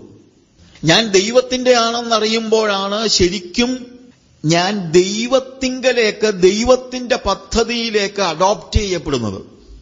അപ്പോൾ നിന്നെ സൃഷ്ടിച്ചവനും വളർത്തിയവനും നഷ്ടപ്പെട്ടു കഴിഞ്ഞപ്പോൾ വീണ്ടെടുത്തവനും വീണ്ടും എന്നെ അവന്റെ വകയാക്കി എന്നുള്ളതാണ്. ആ അധ്യായത്തിൽ തന്നെ യെശയ്യാവ് 43:3 മുതലുള്ള വാക്യങ്ങൾ വായിക്കുമ്പോൾ, 3-4 വാക്യങ്ങൾ, നിന്റെ ദൈവവും ഇസ്രായേലിന്റെ പരിശുദ്ധനുമായ യഹോവ എന്ന ഞാൻ നിന്റെ രക്ഷകൻ, നിന്റെ മറുവിലയായി ഞാൻ മിസ്രയീമിനെയും നിനക്ക് പകരമായി കൂശിനെയും സെബയെയും കൊടുത്തിരിക്കുന്നു. നീ എനിക്ക് വിലയേറിയവനും മാന്യനുമായി ഞാൻ നിന്നെ സ്നേഹിച്ചിരിക്കയാൽ ഞാൻ നിനക്ക് പകരം മനുഷ്യരെയും നിന്റെ ജീവന് പകരം ജാതികളെയും കൊടുക്കുന്നു. ഭയപ്പെടേണ്ട, ഞാൻ നിന്നോട് കൂടെ ഉണ്ട്. താഴോട്ട് വായിക്കുന്ന ഭാഗങ്ങൾ, ഞാൻ നിന്നെ പേർ ചൊല്ലി വിളിച്ചിരിക്കുന്നു. അപ്പോൾ ഞാൻ നിന്നെ സൃഷ്ടിച്ചു, ഞാൻ നിന്നെ വളർത്തി, ഫോംഡ്. നീ നഷ്ടപ്പെട്ടപ്പോൾ ഞാൻ നിന്നെ വീണ്ടെടുത്തു. അതിനുശേഷം ഞാൻ നിന്നെ പേർ ചൊല്ലി വിളിച്ചു. ഇതെല്ലാം കർത്താവ് ചെയ്തത് കർത്താവിന് എന്നെക്കുറിച്ച് ചില പദ്ധതികൾ, സ്വപ്നങ്ങൾ ഉണ്ടായിരുന്നത് കൊണ്ടാണ്. അല്ലാതെ ഒരു റുട്ടീൻ പോലെ ദൈവം ചെയ്ത ഒരു പ്രവൃത്തിയല്ല ദൈവത്തിന്റെ സൃഷ്ടി.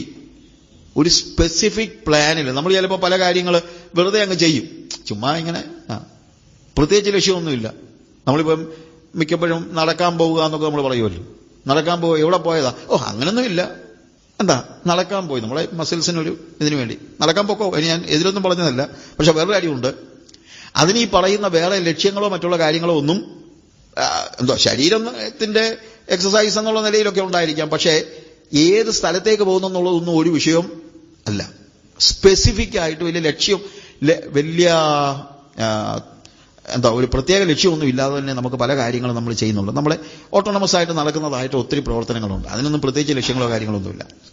എന്നാൽ ദൈവം സൃഷ്ടിച്ചതുൾപ്പെടെയുള്ള എല്ലാ കാര്യവും സ്പെസിഫിക് റീസണോടുകൂടെയാ ദൈവം ചെയ്തത്. അല്ലാതെ എന്നാ സൃഷ്ടിച്ചേക്കാമെന്ന് ചിന്തിച്ച് ചുമ്മാതിരുന്നപ്പം ഒരു നേരം പോക്കിന് നടത്തിയതല്ല സൃഷ്ടി. സ്പെസിഫിക് ആയിട്ട് എന്നെ സൃഷ്ടിക്കുമ്പോൾ തന്നെ ദൈവത്തിന് എന്നെക്കുറിച്ച് ചില സ്വപ്നങ്ങൾ ഉണ്ടായിരുന്നു. വിളിയാലുള്ള ആശയെക്കുറിച്ച് നമ്മൾ പറഞ്ഞു. പക്ഷേ യെശയ്യാവിന്റെ പുസ്തകം നമ്മൾ വായിക്കുമ്പോൾ സൃഷ്ടിച്ചത് തന്നെ പ്രത്യേകമായ ആശയോടുകൂടെയാണ് ദൈവം സൃഷ്ടിച്ചത്. God has A specific plan for my creation. എന്റെ സൃഷ്ടിയുടെ കാര്യത്തിൽ പോലും ദൈവത്തിന് ചില പദ്ധതികൾ ഉണ്ടായിരുന്നു എന്നുള്ളതാണ് നമുക്ക് മനസ്സിലാക്കാൻ കഴിയുന്നത്. With a specific reason. ആരെങ്കിലും ദൈവത്തോട് ചോദിക്കുക, എന്തിനാണ് നീ ഇതൊക്കെ ഉണ്ടാക്കുന്നതെന്ന് ചോദിച്ചു കഴിഞ്ഞാൽ, ഓ ചുമ്മാ ഇരിക്കുകയല്ലേ, എന്നാ പിന്നെ ഒരു നേരം പോക്ക് എന്നൊരിക്കലും ദൈവം പറയത്തില്ല. അങ്ങനെയൊക്കെ ആയിരിക്കാം പലപ്പോഴും പല മതങ്ങളും നമ്മളെ പഠിപ്പിക്കുന്നത്. ഭഗവാന്റെ ലീലയാണെന്നൊക്കെ ആയിരിക്കും. അല്ല, ഇത് വെറും ലീലയൊന്നുമല്ല. This is exactly with a purpose. God created everything with a purpose. Specific reasons. ഉൽപ്പത്തി പുസ്തകം 1-ാം അധ്യായം മുതൽ നമ്മൾ വായിക്കുമ്പോൾ, സൃഷ്ടിയെക്കുറിച്ചുള്ള ആദ്യ സന്ദർഭം മുതൽ നമ്മൾ മനസ്സിലാക്കുമ്പോൾ നമുക്ക് മനസ്സിലാക്കാൻ, അതിന്റെ 1 മുതൽ 25 വരെയുള്ള വാക്യങ്ങൾ വായിക്കുമ്പോൾ, അത് നമ്മൾ മൊത്തമായിട്ട് വായിക്കുന്നില്ല. ദൈവം ആദ്യം മുതൽ ഭൂമിയെ സൃഷ്ടിക്കുന്നു. ഭൂമി പാഴും ശൂന്യമായി തീർന്നപ്പോൾ ദൈവത്തിന്റെ ആത്മാവ് അതിന്മേലെ പരിവർത്തനം ചെയ്ത് വെളിച്ചമുണ്ടാക്കുന്നു. വെളിച്ചമുണ്ടായതിനു ശേഷം ഓരോ ദിവസങ്ങളിലും ദൈവം സൃഷ്ടി, 1-ാം ദിവസം, 2-ാം ദിവസം, 3-ാം ദിവസം എന്നിങ്ങനെ ഓരോ ദിവസവും സൃഷ്ടിയുടെ ഓരോരോ പടി. ആദ്യം he was separating darkness from light. പിന്നെ വിധാനങ്ങൾ ഉണ്ടാക്കി കരയെയും കടലിനെയും തമ്മിൽ വേർപെടുത്തുന്നു. അങ്ങനെ സെപ്പറേഷനാണ്. ആദ്യത്തെ ചില ദിവസങ്ങൾ സെപ്പറേഷനാണ് നടക്കുന്നത്, എന്നാൽ അടുത്തത് ക്രിയേഷനാണ് നടക്കുന്നത്. അങ്ങനെ ഫസ്റ്റ് 3 days അങ്ങനെ നമ്മൾ കാണുന്നത് ദൈവം ഉണങ്ങിയ നിലത്തിന് ഭൂമി എന്നും വെള്ളത്തിന് സമുദ്രമെന്നും പേരിട്ടു, നല്ലതെന്ന് ദൈവം കണ്ടു. അതിനുശേഷം ദൈവം എന്ത് ചെയ്യുന്നു? വൃക്ഷങ്ങൾ, അതത് തരം വിത്തുള്ള ഫലം കായ്ക്കുന്ന വൃക്ഷങ്ങൾ മുളച്ചു വരട്ടെ എന്ന് കൽപ്പിച്ചു. ഇതെല്ലാം ദൈവം ചെയ്തത് സന്ധ്യയായി ഉഷസ്സുമായി 3-ാം ദിവസം 3rd ഡേയിലാണ് ഇത് നടക്കുന്നത്.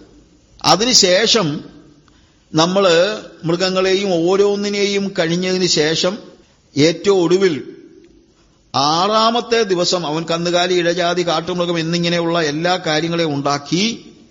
25-ാമത്തെ വാക്യം വരെ പല തരത്തിലുള്ള ജന്തുക്കളെ എല്ലാം 25-ാമത്തെ വാക്യത്തിൽ ഇങ്ങനെ ദൈവം അതത് തരം കാട്ടുമൃഗങ്ങളെയും അതത് തരം കന്നുകാലികളെയും അതത് തരം ഭൂജല ജന്തുക്കളെയും ഉണ്ടാക്കി നല്ലത് എന്ന് ദൈവം കണ്ടു. എന്നാൽ ഇതെല്ലാം ഉണ്ടാക്കി കഴിഞ്ഞിട്ട് 26-ാമത്തെ വാക്യത്തിൽ അനന്തരം ദൈവം നാം നമ്മുടെ സ്വരൂപത്തിൽ നമ്മുടെ സാദൃശ്യപ്രകാരം മനുഷ്യനെ ഉണ്ടാക്കുക, അവൻ സമുദ്രത്തിലുള്ള സകല മത്സ്യത്തിന്മേലും ആകാശമുള്ള പർവ്വജാതിന്മേലും മൃഗങ്ങളിന്മേലും സർവ്വഭൂമിയിന്മേലും ഭൂമിയിലെഴുന്ന എല്ലാ ഇഴജാതികളിന്മേലും വാഴട്ടെ എന്ന് കൽപ്പിച്ചു. ഇങ്ങനെ ദൈവം തന്റെ സ്വരൂപത്തിൽ മനുഷ്യനെ സൃഷ്ടിച്ചു, ദൈവത്തിന്റെ സ്വരൂപത്തിൽ അവനെ സൃഷ്ടിച്ചു, ആണും പെണ്ണുമായി അവരെ സൃഷ്ടിച്ചു. മനുഷ്യനെ ദൈവം സൃഷ്ടിക്കുന്നു. പിന്നെ കുറച്ച് കഴിയുമ്പോൾ നമ്മൾ മനസ്സിലാക്കുന്നതെന്നറിയാമോ? വായിച്ചു വരുമ്പോൾ ഇതെല്ലാം ഉണ്ടാക്കിയത് ആർക്കു വേണ്ടിയാന്ന് ചോദിച്ചാൽ മനുഷ്യന് വേണ്ടിയാ. ഏത്? ഈ ബാക്കിയുള്ള സകല സൃഷ്ടിയും മനുഷ്യന് വേണ്ടിയാണ്. All creation God created for മാൻ. എന്നാൽ മനുഷ്യനെ ദൈവം സൃഷ്ടിച്ചത് മറ്റൊരു സൃഷ്ടിയായിട്ടല്ല. ഇത്രയൊക്കെ ഉണ്ടാക്കി, എന്നാൽ പിന്നെ ഇച്ചിരി കൂടെ നല്ല ഒരുമാതിരി വർത്തമാനമൊക്കെ പറയുന്ന ഒരു മൃഗത്തെ കൂടെ ഉണ്ടാക്കാമെന്ന് വെച്ചല്ല മനുഷ്യനെ ഉണ്ടാക്കിയത്. കുരങ്ങനേക്കാൾ കുറച്ചുകൂടെ ബെറ്ററായിട്ടുള്ള ഒരു മനുഷ്യൻ, ഇതൊക്കെയാണല്ലോ പരിണാമവാദത്തിന്റെ ഇത്. അതൊന്നും ഓർത്തല്ല ദൈവം മനുഷ്യനെ അങ്ങനെയല്ല സൃഷ്ടിച്ചത്. മനുഷ്യനെ സൃഷ്ടിച്ചത് ഒരു സ്പെസിഫിക് നിലയിലാണ്. എന്താ അവിടെ പറയുന്നത്? Let us make man. അവിടെ നാം നമ്മുടെ സ്വരൂപത്തിൽ നമ്മുടെ സാദൃശ്യപ്രകാരം മനുഷ്യനെ ഉണ്ടാക്കുക. ഇങ്ങനെ ദൈവം തന്റെ സ്വരൂപത്തിൽ മനുഷ്യനെ സൃഷ്ടിച്ചു, ദൈവത്തിന്റെ സ്വരൂപത്തിൽ അവനെ സൃഷ്ടിച്ചു, ആണും പെണ്ണുമായി അവരെ സൃഷ്ടിച്ചു. And God created man in his own image, and in the image of God created he him, male and female created he them.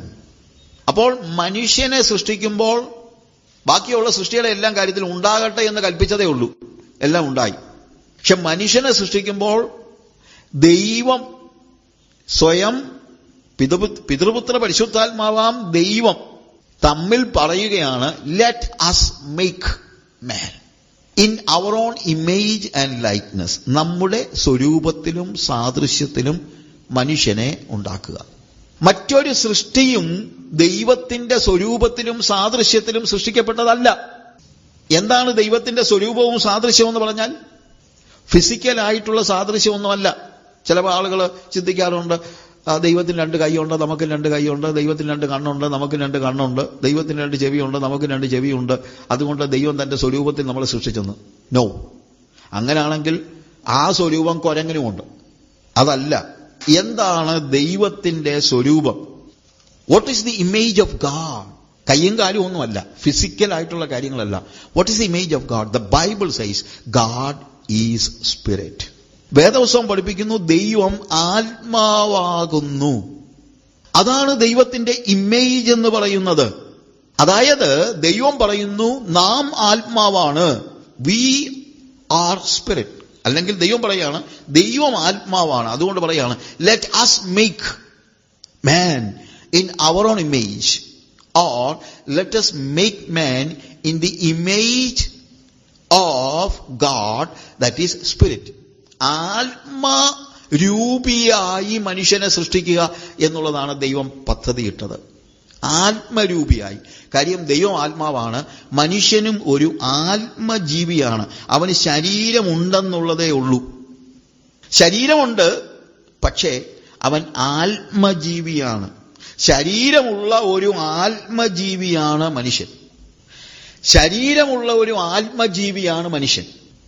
എന്തുകൊണ്ടാണ് ദൈവം ആത്മജീവിയായി മനുഷ്യനെ സൃഷ്ടിച്ചത്?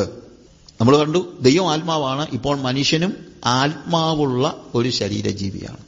എന്തുകൊണ്ടാണ് ആത്മജീവിയായി അല്ലെങ്കിൽ ആത്മാവുള്ള ഒരു സൃഷ്ടിയായി മനുഷ്യനെ സൃഷ്ടിച്ചതെന്ന് ചോദിച്ചാൽ, ഒരേ തരത്തിൽപ്പെട്ട ആളുകൾക്ക് തമ്മിലെ സംസർഗം പറ്റത്തുള്ളൂ. കമ്മ്യൂണിയൻ ഒരേ തരത്തിൽ, കമ്മ്യൂണിക്കേഷൻ അല്ലാതൊക്കെ പറ്റുമായിരിക്കും, പക്ഷെ കമ്മ്യൂണിയൻ ഒരേ തരത്തിലുള്ള ആളുകൾ തമ്മിലേ പറ്റുള്ളൂ, ഒരേ തരത്തിലുള്ള ജീവികൾ തമ്മിലേ പറ്റത്തുള്ളൂ.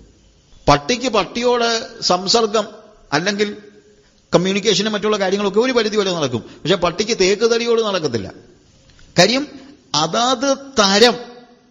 അപ്പോൾ ദൈവം ദൈവത്തിന്റെ തരത്തിൽ സൃഷ്ടിച്ചിരിക്കുന്നത് ഒറ്റ സൃഷ്ടിയേ ഉള്ളൂ, അത് മനുഷ്യനാണ്. ദൈവത്തിന്റെ തരത്തിൽ, same kind. God is spirit, man is also A spiritual being.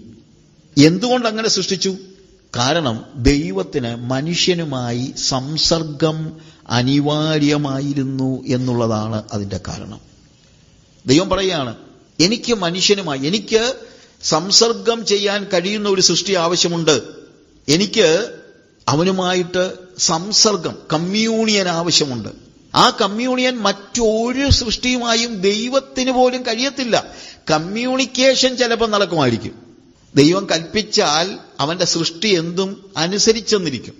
ഇപ്പൊ യോനായുടെ പുസ്തകത്തിൽ നമ്മൾ കാണുന്നുണ്ട്, ദൈവം ആവണക്കിനോട് കൽപ്പിച്ചെന്നു, മത്സ്യത്തോട് കൽപ്പിച്ചു, കാറ്റിനോട് കൽപ്പിച്ചു, ഇല്ലേ? കൽപ്പിച്ചു, ആവണക്കിനോട് കൽപ്പിച്ചു, ഒടുവിൽ പുഴുവിനോട് കൽപ്പിച്ചു. അപ്പം കമ്മ്യൂണിക്കേഷൻ നടക്കും. അവൻ സൃഷ്ടാവായതുകൊണ്ട് കമ്മ്യൂണിക്കേഷൻ നടക്കും. പക്ഷെ കമ്മ്യൂണിയൻ നടക്കത്തില്ല. ഈ പറയുന്ന ഒരു ജീവിയുമായും ദൈവത്തിന് കമ്മ്യൂണിയൻ ഇല്ല. ദൈവത്തിന് കമ്മ്യൂണിയനുള്ള, സംസർഗമുള്ള ഒരേ ഒരു സൃഷ്ടി എന്ന് പറയുന്നത് മനുഷ്യനാണ്.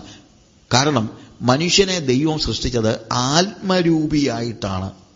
ഒരു മനുഷ്യനൊരു ആത്മജീവിയാണ്. അവനൊരു ശരീരമുണ്ടെന്നുള്ളതേ ഉള്ളൂ. But man has A spirit. God is also spirit. ദൈവത്തിന്റെ സ്വരൂപവും സാദൃശ്യവും പങ്കുവെക്കുന്ന ഒരേ ഒരു സൃഷ്ടി മനുഷ്യനാണ്. മനുഷ്യനൊഴികെ ഒരു സൃഷ്ടിയും ആത്മജീവികളല്ല.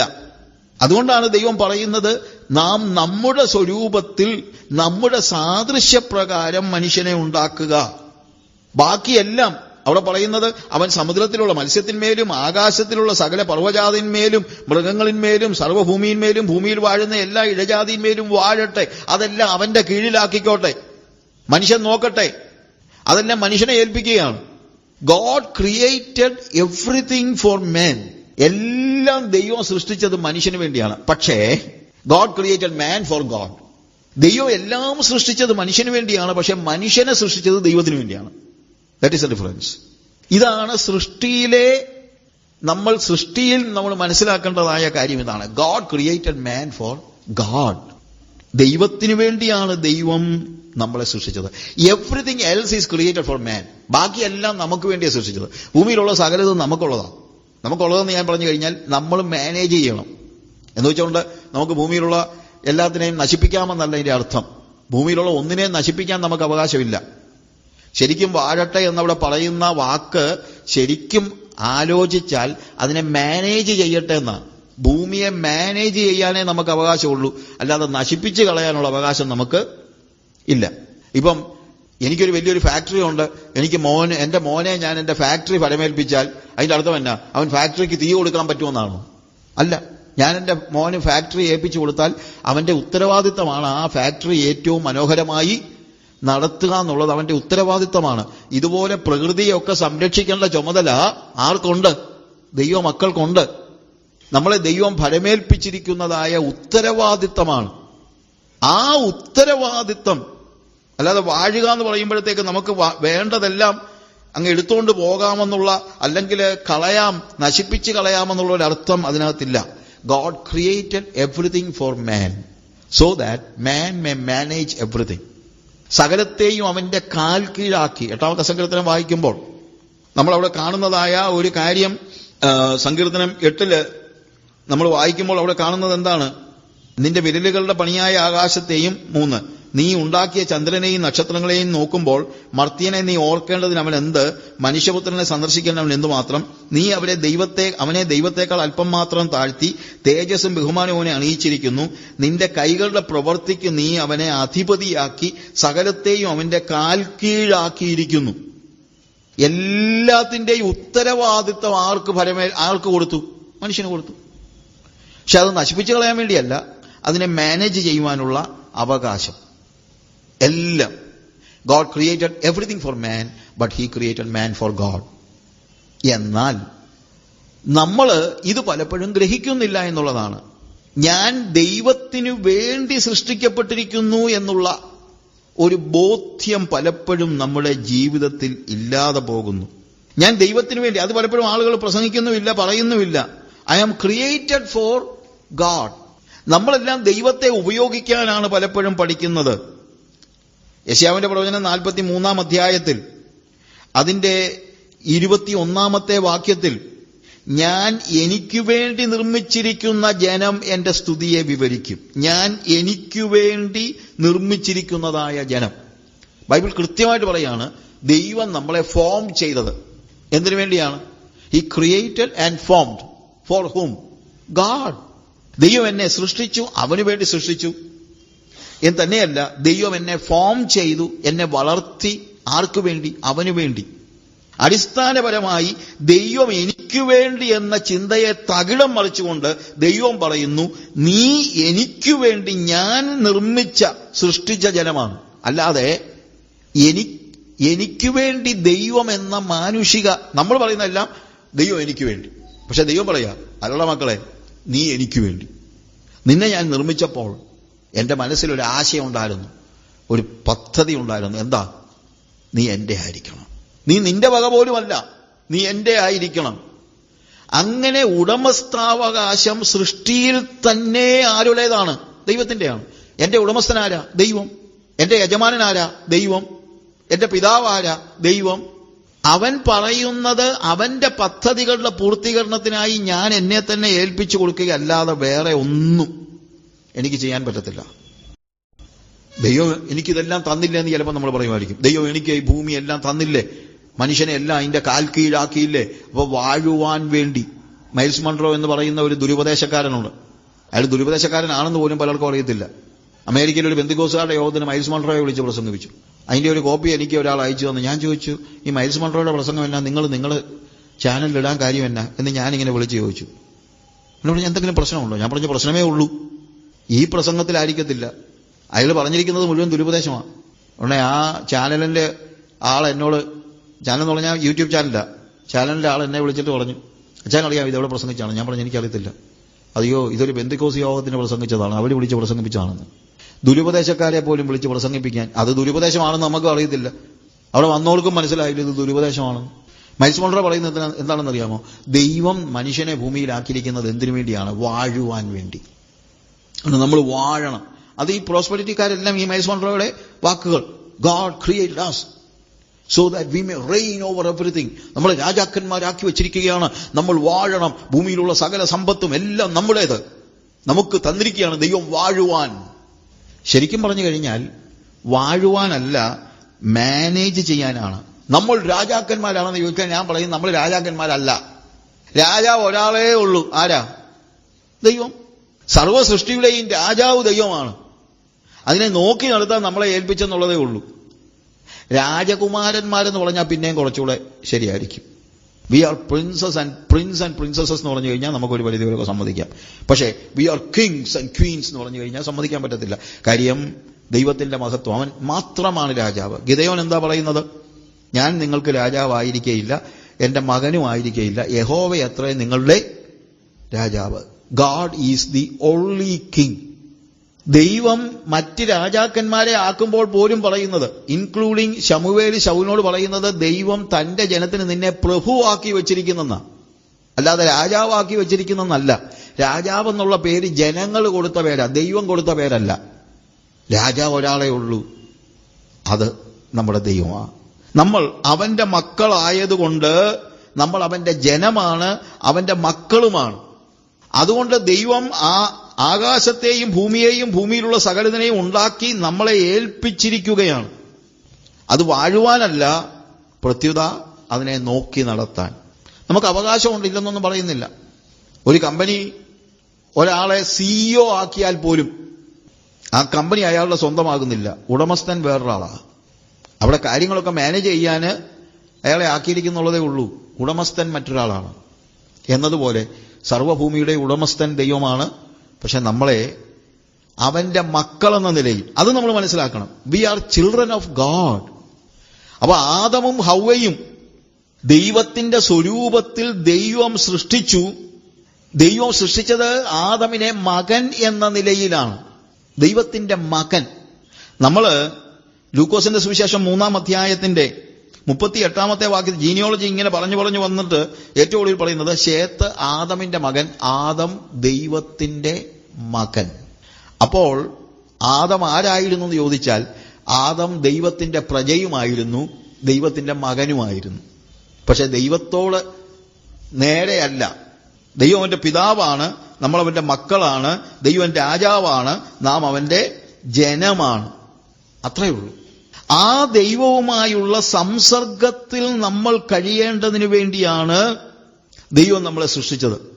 ഉൽപ്പത്തി പുസ്തകത്തിൽ 1-ാം അധ്യായത്തിൽ അതിന്റെ 27-ാമത്തെ വാക്യം വായിക്കുമ്പോൾ അവിടെ നമ്മൾ കാണുന്നത്, ഉൽപ്പത്തി 1-ന്റെ 27-ാമത്തെ വാക്യത്തില് ഇങ്ങനെ ദൈവം തന്റെ സ്വരൂപത്തിൽ മനുഷ്യനെ സൃഷ്ടിച്ചു, ദൈവത്തിന്റെ സ്വരൂപത്തിൽ അവനെ സൃഷ്ടിച്ചു, ആണും പെണ്ണുമായി അവരെ സൃഷ്ടിച്ചു. ആദമും ഹവ്വയും ദൈവത്തിന്റെ ജനമായിരുന്നു, മക്കളുമായിരുന്നു. അപ്പോൾ മക്കളെക്കുറിച്ച്, മകനെക്കുറിച്ച്, മക്കളെക്കുറിച്ച് ഒരപ്പന് ചില സ്വപ്നങ്ങളുണ്ട്. ഇതുപോലെ എന്നെക്കുറിച്ചും നിങ്ങളെക്കുറിച്ചും മക്കൾ എന്ന നിലയിൽ പിതാവായ ദൈവത്തിന് ചില സ്വപ്നങ്ങൾ ഉണ്ട് എന്ന് നമ്മൾ മനസ്സിലാക്കണം. അതാണ്. എന്നാല് ആദമും ഹവ്വയും മാത്രമല്ല ദൈവത്തിന്റെ മനസ്സിലുണ്ടായിരുന്നത്. ആണും പെണ്ണുമായി അവരെ സൃഷ്ടിച്ചു. 28-ാമത്തെ വാക്യത്തിൽ ദൈവം അവരെ അനുഗ്രഹിച്ചു. നിങ്ങൾ സന്താനപുഷ്ടിയുള്ളവരായി പെരുകി ഭൂമിയിൽ നിറഞ്ഞ് അതിനെ അടക്കി സമുദ്രത്തിന്മേലും മത്സ്യത്തിന്മേലും ആകാശത്തിലെ പർവ്വജാതിന്മേലും സകല ഭൂചര ജന്തുവിന്മേലും വാഴുവിനെന്ന് അവരോട് കൽപ്പിച്ചു. വാഴുവിൻ എന്ന് പറയുന്ന വാക്കിന്റെ അർത്ഥം ഞാൻ പറഞ്ഞല്ലോ. എന്താണ്? നിങ്ങൾ ഇതെല്ലാം നോക്കി നടത്തണം. നിങ്ങൾക്ക് വേണ്ടി ഞാൻ ഉണ്ടാക്കിയതായി ഇത് മുഴുവൻ എന്ന് പറഞ്ഞു. എന്നാൽ അതോടൊപ്പം പറയുന്നത് നിങ്ങൾ സന്താനപുഷ്ടിയുള്ളവരായി പെരുകി.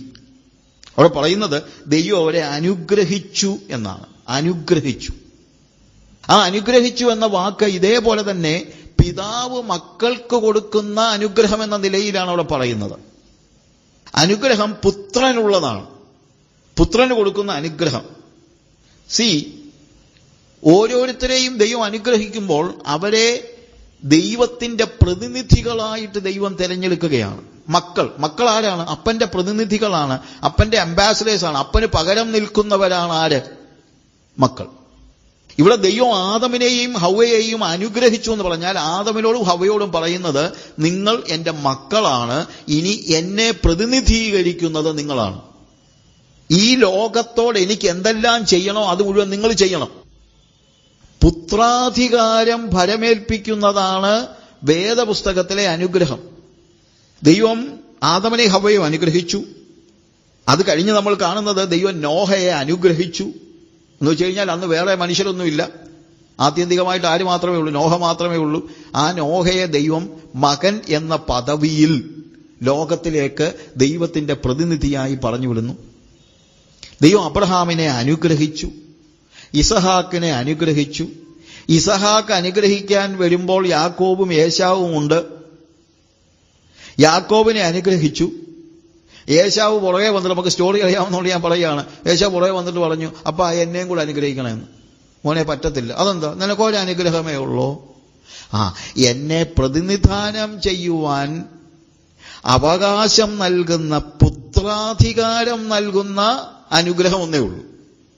ചുമ്മാ വേണമെങ്കിൽ നമുക്കൊക്കെ ചുമ്മാ തലേ കൈവച്ച് അനുഗ്രഹിക്കാൻ നമുക്കൊരു പ്രയാസമില്ല. പക്ഷേ ശരിക്കും വേദപുസ്തകത്തിൽ അനുഗ്രഹം എന്ന് പറയുന്നത് പുത്രാധികാരം പകർന്നു കൊടുക്കുകയാണ്. ആ സമയം മുതൽ ആരുടെ അധികാരം? അത് ഇപ്പൊ ദൈവം അനുഗ്രഹിക്കുമ്പോൾ ആ ദൈവത്തിൽ നിന്നുള്ള അനുഗ്രഹം ദൈവത്തിന്റെ പ്രതിനിധിയാകുവാനുള്ള അനുഗ്രഹമാണ്. ദൈവത്തിന്റെ പ്രതിനിധിയായി സകല ചരാചരങ്ങളുടെയും മീതെ വാഴുവാൻ ദൈവം ആദമിനെ അനുഗ്രഹിച്ചു. നോഹയെ അനുഗ്രഹിച്ചു, അബ്രഹാമിനെ അനുഗ്രഹിച്ചു. എന്നിട്ട് പറഞ്ഞു, I will bless you so that you shall be A blessing. നീ ഒരു അനുഗ്രഹമാകേണ്ടതിന് ഞാൻ നിന്നെ അനുഗ്രഹിക്കും, നിന്നിൽ ഭൂമിയിലെ സകല വംശങ്ങളും അനുഗ്രഹിക്കപ്പെടും. അതായത് ഇനി ഭൂമിയിലെ സകല വംശങ്ങളുടെയും മുമ്പിൽ ദൈവത്തിന്റെ പ്രതിനിധിയായി ചെല്ലേണ്ടത് നീയാണ്. അതിനുശേഷം ഇസഹാക്ക്, അതിനുശേഷം യാക്കോബ്, അതിനുശേഷം ഇസ്രായേൽ മക്കൾ പുത്രാധികാരമാണ്. അതാണ് നമ്മൾ കാണുന്നത്. ഇസ്രായേൽ മക്കൾ, കർത്താവ് തന്നെ പറയുന്നു, ഇസ്രായേലിന്റെ പുത്രൻ, എന്റെ ആദ്യജാതൻ തന്നെ, എന്റെ മകനെ എന്നെ ആരാധിക്കേണ്ടതിന് വിട്ടയക്കാം, ഇല്ലേ? അതേപോലെ മർക്കോസിന്റെ സുവിശേഷം 1-ാം അധ്യായത്തിന്റെ 1-ാമത്തെ വാക്യത്തിൽ വരുമ്പോൾ ദൈവപുത്രനായ യേശുക്രിസ്തുവിന്റെ വംശാവലി എന്ന് വെച്ച് കഴിഞ്ഞാല് ഇന്ന് ദൈവത്തെ പ്രതിനിധീകരിക്കുന്നത് യേശുവാണ്. ആദ്യം ആദമായിരുന്നു, പിന്നെ നോഹയായി, പിന്നെ അബ്രഹാമായി, ഇസഹാക്കായി, യാക്കോബായി, ഇസ്രായേൽ ജനതയായി. എന്നാൽ ഇന്ന് ആരാ? യേശു. ഇന്നിപ്പോൾ ദൈവത്തിന്റെ പ്രതിനിധി യേശു ആണ്. ആ യേശുവിലൂടെ മക്കളാകുന്ന നമ്മളാണ് ഇന്ന് ദൈവത്തിന്റെ പ്രതിനിധികൾ. യേശുവിലൂടെ മാത്രമേ നമുക്ക് മക്കളാകാൻ കഴിയുകയുള്ളൂ. അതാണ് അതിനകത്തെ മറ്റൊരു കാര്യം. ഓക്കെ, ഞാൻ പറഞ്ഞത് പിതാവിനെ പ്രതിനിധീകരിക്കുവാനുള്ള, അഥവാ ദൈവത്തിന് പകരക്കാരനാകുവാനുള്ള അവകാശമാണ്. എന്നിട്ട് ദൈവം അവരെ അനുഗ്രഹിച്ച് പറയുന്നത്, നിങ്ങൾ സന്താനപുഷ്ടിയുള്ളവരായി പെരുകി ഭൂമിയിൽ നിറഞ്ഞ് അതിനെ അടക്കി. അപ്പോൾ നിങ്ങൾ സന്താനപുഷ്ടിയുള്ളവരായി, അതിന്റെ അർത്ഥം എന്നാ? ആദാമും ഹവ്വായും മാത്രമായിരുന്നില്ല ദൈവത്തിന്റെ മനസ്സിൽ. പിന്നെ ആദം അന്ന് പാപം ചെയ്തിട്ടില്ല. അങ്ങനെ വിശുദ്ധരായ ആദമും ഹവ്വയും അവർക്ക് മക്കൾ ഉണ്ടായാൽ അവരുടെ വിശുദ്ധ മക്കളും ആരുടെ മക്കൾ തന്നെ ആയിരിക്കും? ദൈവത്തിന്റെ മക്കൾ. അങ്ങനെ ഒരു വിശുദ്ധ സമൂഹമായിരുന്നു ദൈവത്തിന്റെ മക്കൾ. ഭൂമി മുഴുവൻ ദൈവത്തിന്റെ മക്കൾ. അതായിരുന്നു സൃഷ്ടിയിൽ ദൈവത്തിന്റെ പദ്ധതി. നമുക്കറിയാം അത് നടന്നില്ല. കാരണം മനുഷ്യൻ പാപം ചെയ്തു. ദൈവത്തെ രാജാവും പിതാവുമാക്കി ജീവിക്കുന്ന ഒരു വിശാല സമൂഹം, അതാണ് ദൈവത്തിന്റെ സൃഷ്ടിയിലെ മനുഷ്യനെക്കുറിച്ചുള്ള ഏറ്റവും വലിയ അവന്റെ പദ്ധതി എന്ന് പറയുന്നത്. ഭൂമി മുഴുവൻ ദൈവത്തെ പിതാവും രാജാവുമാക്കിയിരിക്കുന്ന ഒരു വലിയ ജനസമൂഹം. ദൈവത്തിന്റെ ആ പദ്ധതി അവന്റെ മനസ്സിൽ നിന്ന് ഇതുവരെ പോയിട്ടില്ല. മനുഷ്യന് തെറ്റുപറ്റി പാപം ചെയ്താലും ഇന്നും അടിസ്ഥാനപരമായി ദൈവം മനുഷ്യനെ എന്തിനാണ് സൃഷ്ടിച്ചതെന്ന് ചോദിച്ചാൽ, ദൈവത്തെ പ്രതിനിധീകരിക്കുന്ന, ദൈവത്തെ പിതാവാക്കിയ, ദൈവത്തെ രാജാവാക്കിയ ഒരു വിശുദ്ധ സമൂഹമായിരുന്നു ദൈവത്തിന്റെ സ്വപ്നം. ആയിരുന്നു എന്നല്ല, ആണ്. ഇന്നും അതാണ് ഒരു വിശുദ്ധ സമൂഹം. ആദമിനോട് പറയുന്നത്, നിനക്ക് മക്കളുണ്ടാകുമ്പോൾ, വിശുദ്ധ മക്കൾ ഉണ്ടാകുമ്പോൾ ആവുകയാണെങ്കിൽ തീർച്ചയായും ആ ഒരു സമൂഹം. നോഹയോടും പറയുന്ന അതാണ്. എന്നാൽ അബ്രഹാമിനോട് പറയുമ്പോഴത്തേക്ക് അല്പം വ്യത്യാസം ഉണ്ടാകുന്നുണ്ട്. നിങ്ങൾ സന്താനപുഷ്ടിയുള്ളവരായി ഭൂമിയിൽ പെരുകാനല്ല പറയുന്നത്. നീ എന്ത് ചെയ്യണം? നീ പോണം. എവിടെ?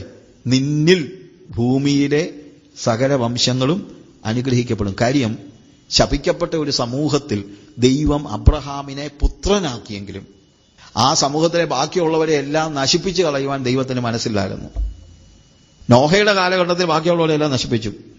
പിന്നെ കർത്താവ് പറഞ്ഞു, ഇല്ല, ഇനി ഞാൻ അങ്ങനെ നശിപ്പിക്കുകയില്ല. പക്ഷെ അബ്രഹാമിനോട് പറയാണ്, നിന്നിൽ, നീ എന്റെ പ്രതിനിധിയാണ്, നിന്നിൽ ഭൂമിയിലെ സകല വംശങ്ങളും അനുഗ്രഹിക്കപ്പെടും. നിന്നിലൂടെ നീ എന്റെ പ്രതിനിധിയായി ജനങ്ങളുടെ മധ്യത്തിലേക്ക് ചെല്ല്, എനിക്ക് പകരക്കാരനായി നീ ചെല്ല്. എന്നിട്ട് എന്ത് ചെയ്യണം? ആ ജനങ്ങളെ ദൈവത്തിനു വേണ്ടി അവന്റെ മക്കളാക്കി തീർക്കണം. ഇന്ന് നമ്മുടെയും ചുമതല അതുതന്നെയാണ്. എന്ത്? ജനങ്ങളുടെ മധ്യത്തിലേക്ക് ചെന്ന് ഒരു വിശാല വിശുദ്ധ സമൂഹമാക്കി അതിനുവേണ്ടി ജനങ്ങളെ കർത്താവിങ്കലേക്ക് ആകർഷിച്ച് യേശുക്രിസ്തുവിലൂടെ പാപമോചനം പ്രാപിച്ച് വിശുദ്ധരായിത്തീരുന്ന ഒരു വിശുദ്ധ സമൂഹമാണ് ദൈവത്തിന്റെ മനസ്സിലെ ഇന്നത്തെയും സ്വപ്നം. സൃഷ്ടിയിൽ ദൈവം ആഗ്രഹിച്ചത് ദൈവത്തെ പിതാവും രാജാവുമാക്കിയ വിശുദ്ധ ജനതയുടെ ഒരു സമൂഹമാണെങ്കിൽ, ഇന്നും ദൈവം ആഗ്രഹിക്കുന്നത് ദൈവത്തെ രാജാവും, അതാണ് കർത്താവ് എന്ന് പറയുന്നത്, യേശുവിനെ കർത്താവ്, രാജാവും പിതാവുമാക്കിയ ജനങ്ങളുടെ, വിശുദ്ധ ജനങ്ങളുടെ ഒരു വിശുദ്ധ സമൂഹം. പ്രിയമുള്ളവരെ, സൃഷ്ടിയിലെ ദൈവത്തിന്റെ മനുഷ്യനെക്കുറിച്ചുള്ള സ്വപ്നം എന്താണ് എന്നുള്ളത് നമ്മൾ മനസ്സിലാക്കുന്നുണ്ടല്ലോ. ഏറ്റവും വലിയ കാര്യമെന്ന് പറയുന്നത് ആ ദൈവത്തിന്റെ സ്വപ്നം നിർവഹിക്കാൻ ദൈവം ഭരമേൽപ്പിച്ചിരിക്കുന്നത് എന്നെയും നിങ്ങളെയുമാണ്. അവനിലൂടെ വീണ്ടെടുക്കപ്പെട്ട നമ്മളുടെ ചുമതലയാണ് ഒരു വിശുദ്ധ സമൂഹത്തെ ഉണ്ടാക്കുക എന്ന് പറയുന്നത്. നമുക്ക് നമ്മുടെ ചുറ്റുമുള്ളവരിൽ നിന്ന് വിശുദ്ധിയിലേക്ക് ജനങ്ങളെ കൊണ്ടുവരുന്ന, അങ്ങനെ ദൈവത്തെ രാജാവും പിതാവുമാക്കുന്നവരുടെ വലിയ ഒരു സമൂഹം ഉണ്ടാക്കണം. അത് ഈ കൊച്ചിയിലും കോഴിക്കോട്ടും കണ്ണൂരും ഇന്ത്യയിലെ എല്ലാ പട്ടണങ്ങളിലും ആഫ്രിക്കയിലും എല്ലാം എന്തുണ്ടാകണം? ഒരു വിശുദ്ധ സമൂഹം. അതാണ് ദൈവത്തിന്റെ സ്വപ്നം. ആ ദൈവത്തിന്റെ സ്വപ്നം പൂർത്തീകരിക്കുന്നതിന് ഞാൻ എന്നെ ഏൽപ്പിച്ചു കൊടുക്കുകയാണ്. അല്ലാതെ എന്റെ ചില ചില്ലറ കാര്യങ്ങൾ നേടാൻ, എനിക്ക് ചില ചില്ലറ സ്വപ്നങ്ങളുണ്ട്, ആ സ്വപ്നങ്ങളൊക്കെ നിർവഹിക്കാനായിട്ട് ദൈവത്തെ ഇറക്കിക്കൊണ്ടുവരാനല്ല. പ്രത്യുത ദൈവത്തിന്റെ ഒരു വിശാല സ്വപ്നം ബാക്കി കിടക്കുക. എന്താണെന്നറിയാമോ? അവനെ ആരാധിക്കുന്ന, അവനെ രാജാവാക്കിയ, അവനെ പിതാവാക്കിയ ഒരു വിശുദ്ധ സമൂഹം. അതിനുവേണ്ടി നമ്മളെ ദൈവം ഭരമേൽപ്പിച്ചിരിക്കുകയാണ്. ഇന്നെന്റെ വാക്കുകളെ ഇവിടെ ഞാൻ അവസാനിപ്പിക്കുമ്പോൾ നമ്മൾ ആ ഒരു തിരിച്ചറിവിലേക്ക് വരണം. സൃഷ്ടിയിൽ ദൈവം എന്താഗ്രഹിച്ചു? ദൈവത്തെ രാജാവും പിതാവുമാക്കിയ ഒരു വിശുദ്ധ സമൂഹം. നമ്മളെ ദൈവം വിളിച്ചു, വേർതിരിച്ചു. എന്തിനു വേണ്ടിയാ? ഒരു വിശുദ്ധ സമൂഹത്തിന് നമ്മൾ ദൈവത്തെ പ്രതിനിധീകരിച്ച ജനങ്ങളുടെ മധ്യത്തിൽ ചെന്ന് അനേകരെ ഈ വിശുദ്ധിയിലേക്ക് നയിക്കുവാൻ. അങ്ങനെ ദൈവത്തിന്റെ സ്വപ്നം, ആ ദൈവത്തിന്റെ സ്വപ്ന പദ്ധതിയിൽ പങ്കാളിയാകുവാൻ ദൈവം നമ്മളെ ഏൽപ്പിച്ചിരിക്കുകയാണ്. ഒരു നിമിഷം കണ്ണുകൾ അടയ്ക്കാം. സ്വർഗീയ പിതാവേ, നീ സൃഷ്ടി നടത്തിയത് വെറുതെയല്ല എന്ന് ഞങ്ങൾ തിരിച്ചറിയുന്നു. നിന്റെ മനസ്സിൽ ഒരു സ്വപ്നം ഉണ്ടായിരുന്നു കർത്താവേ. അങ്ങയുടെ ആ സ്വപ്നം മറ്റൊന്നുമല്ലല്ലോ, ദൈവത്തെ പിതാവും രാജാവുമാക്കിയ ഒരു വിശുദ്ധ സമൂഹം. മനുഷ്യൻ പാപം ചെയ്തു, ദൈവത്തിൽ നിന്ന് അകന്നുപോയി. എന്നാൽ നീ അവരെ വീണ്ടെടുത്തു. വീണ്ടും ഇപ്പോഴും നിന്റെ മനസ്സിലെ സ്വപ്നം, സങ്കല്പം എന്ന് പറയുന്നത് തീർച്ചയായും ആ വിശുദ്ധ സമൂഹമാണ് എന്നുള്ളത് ഞങ്ങൾ മനസ്സിലാക്കുന്നു. നിന്റെ പ്രതിനിധികളായി ശപിക്കപ്പെട്ട ഈ ഭൂമിയിലേക്ക് ഇറങ്ങിച്ചെന്ന് അനേകരെ ദൈവത്തിന് മക്കളും പ്രജകളുമാക്കുവാൻ തക്കവണ്ണം ഞങ്ങളെ അങ്ങ് സഹായിക്കണമേ.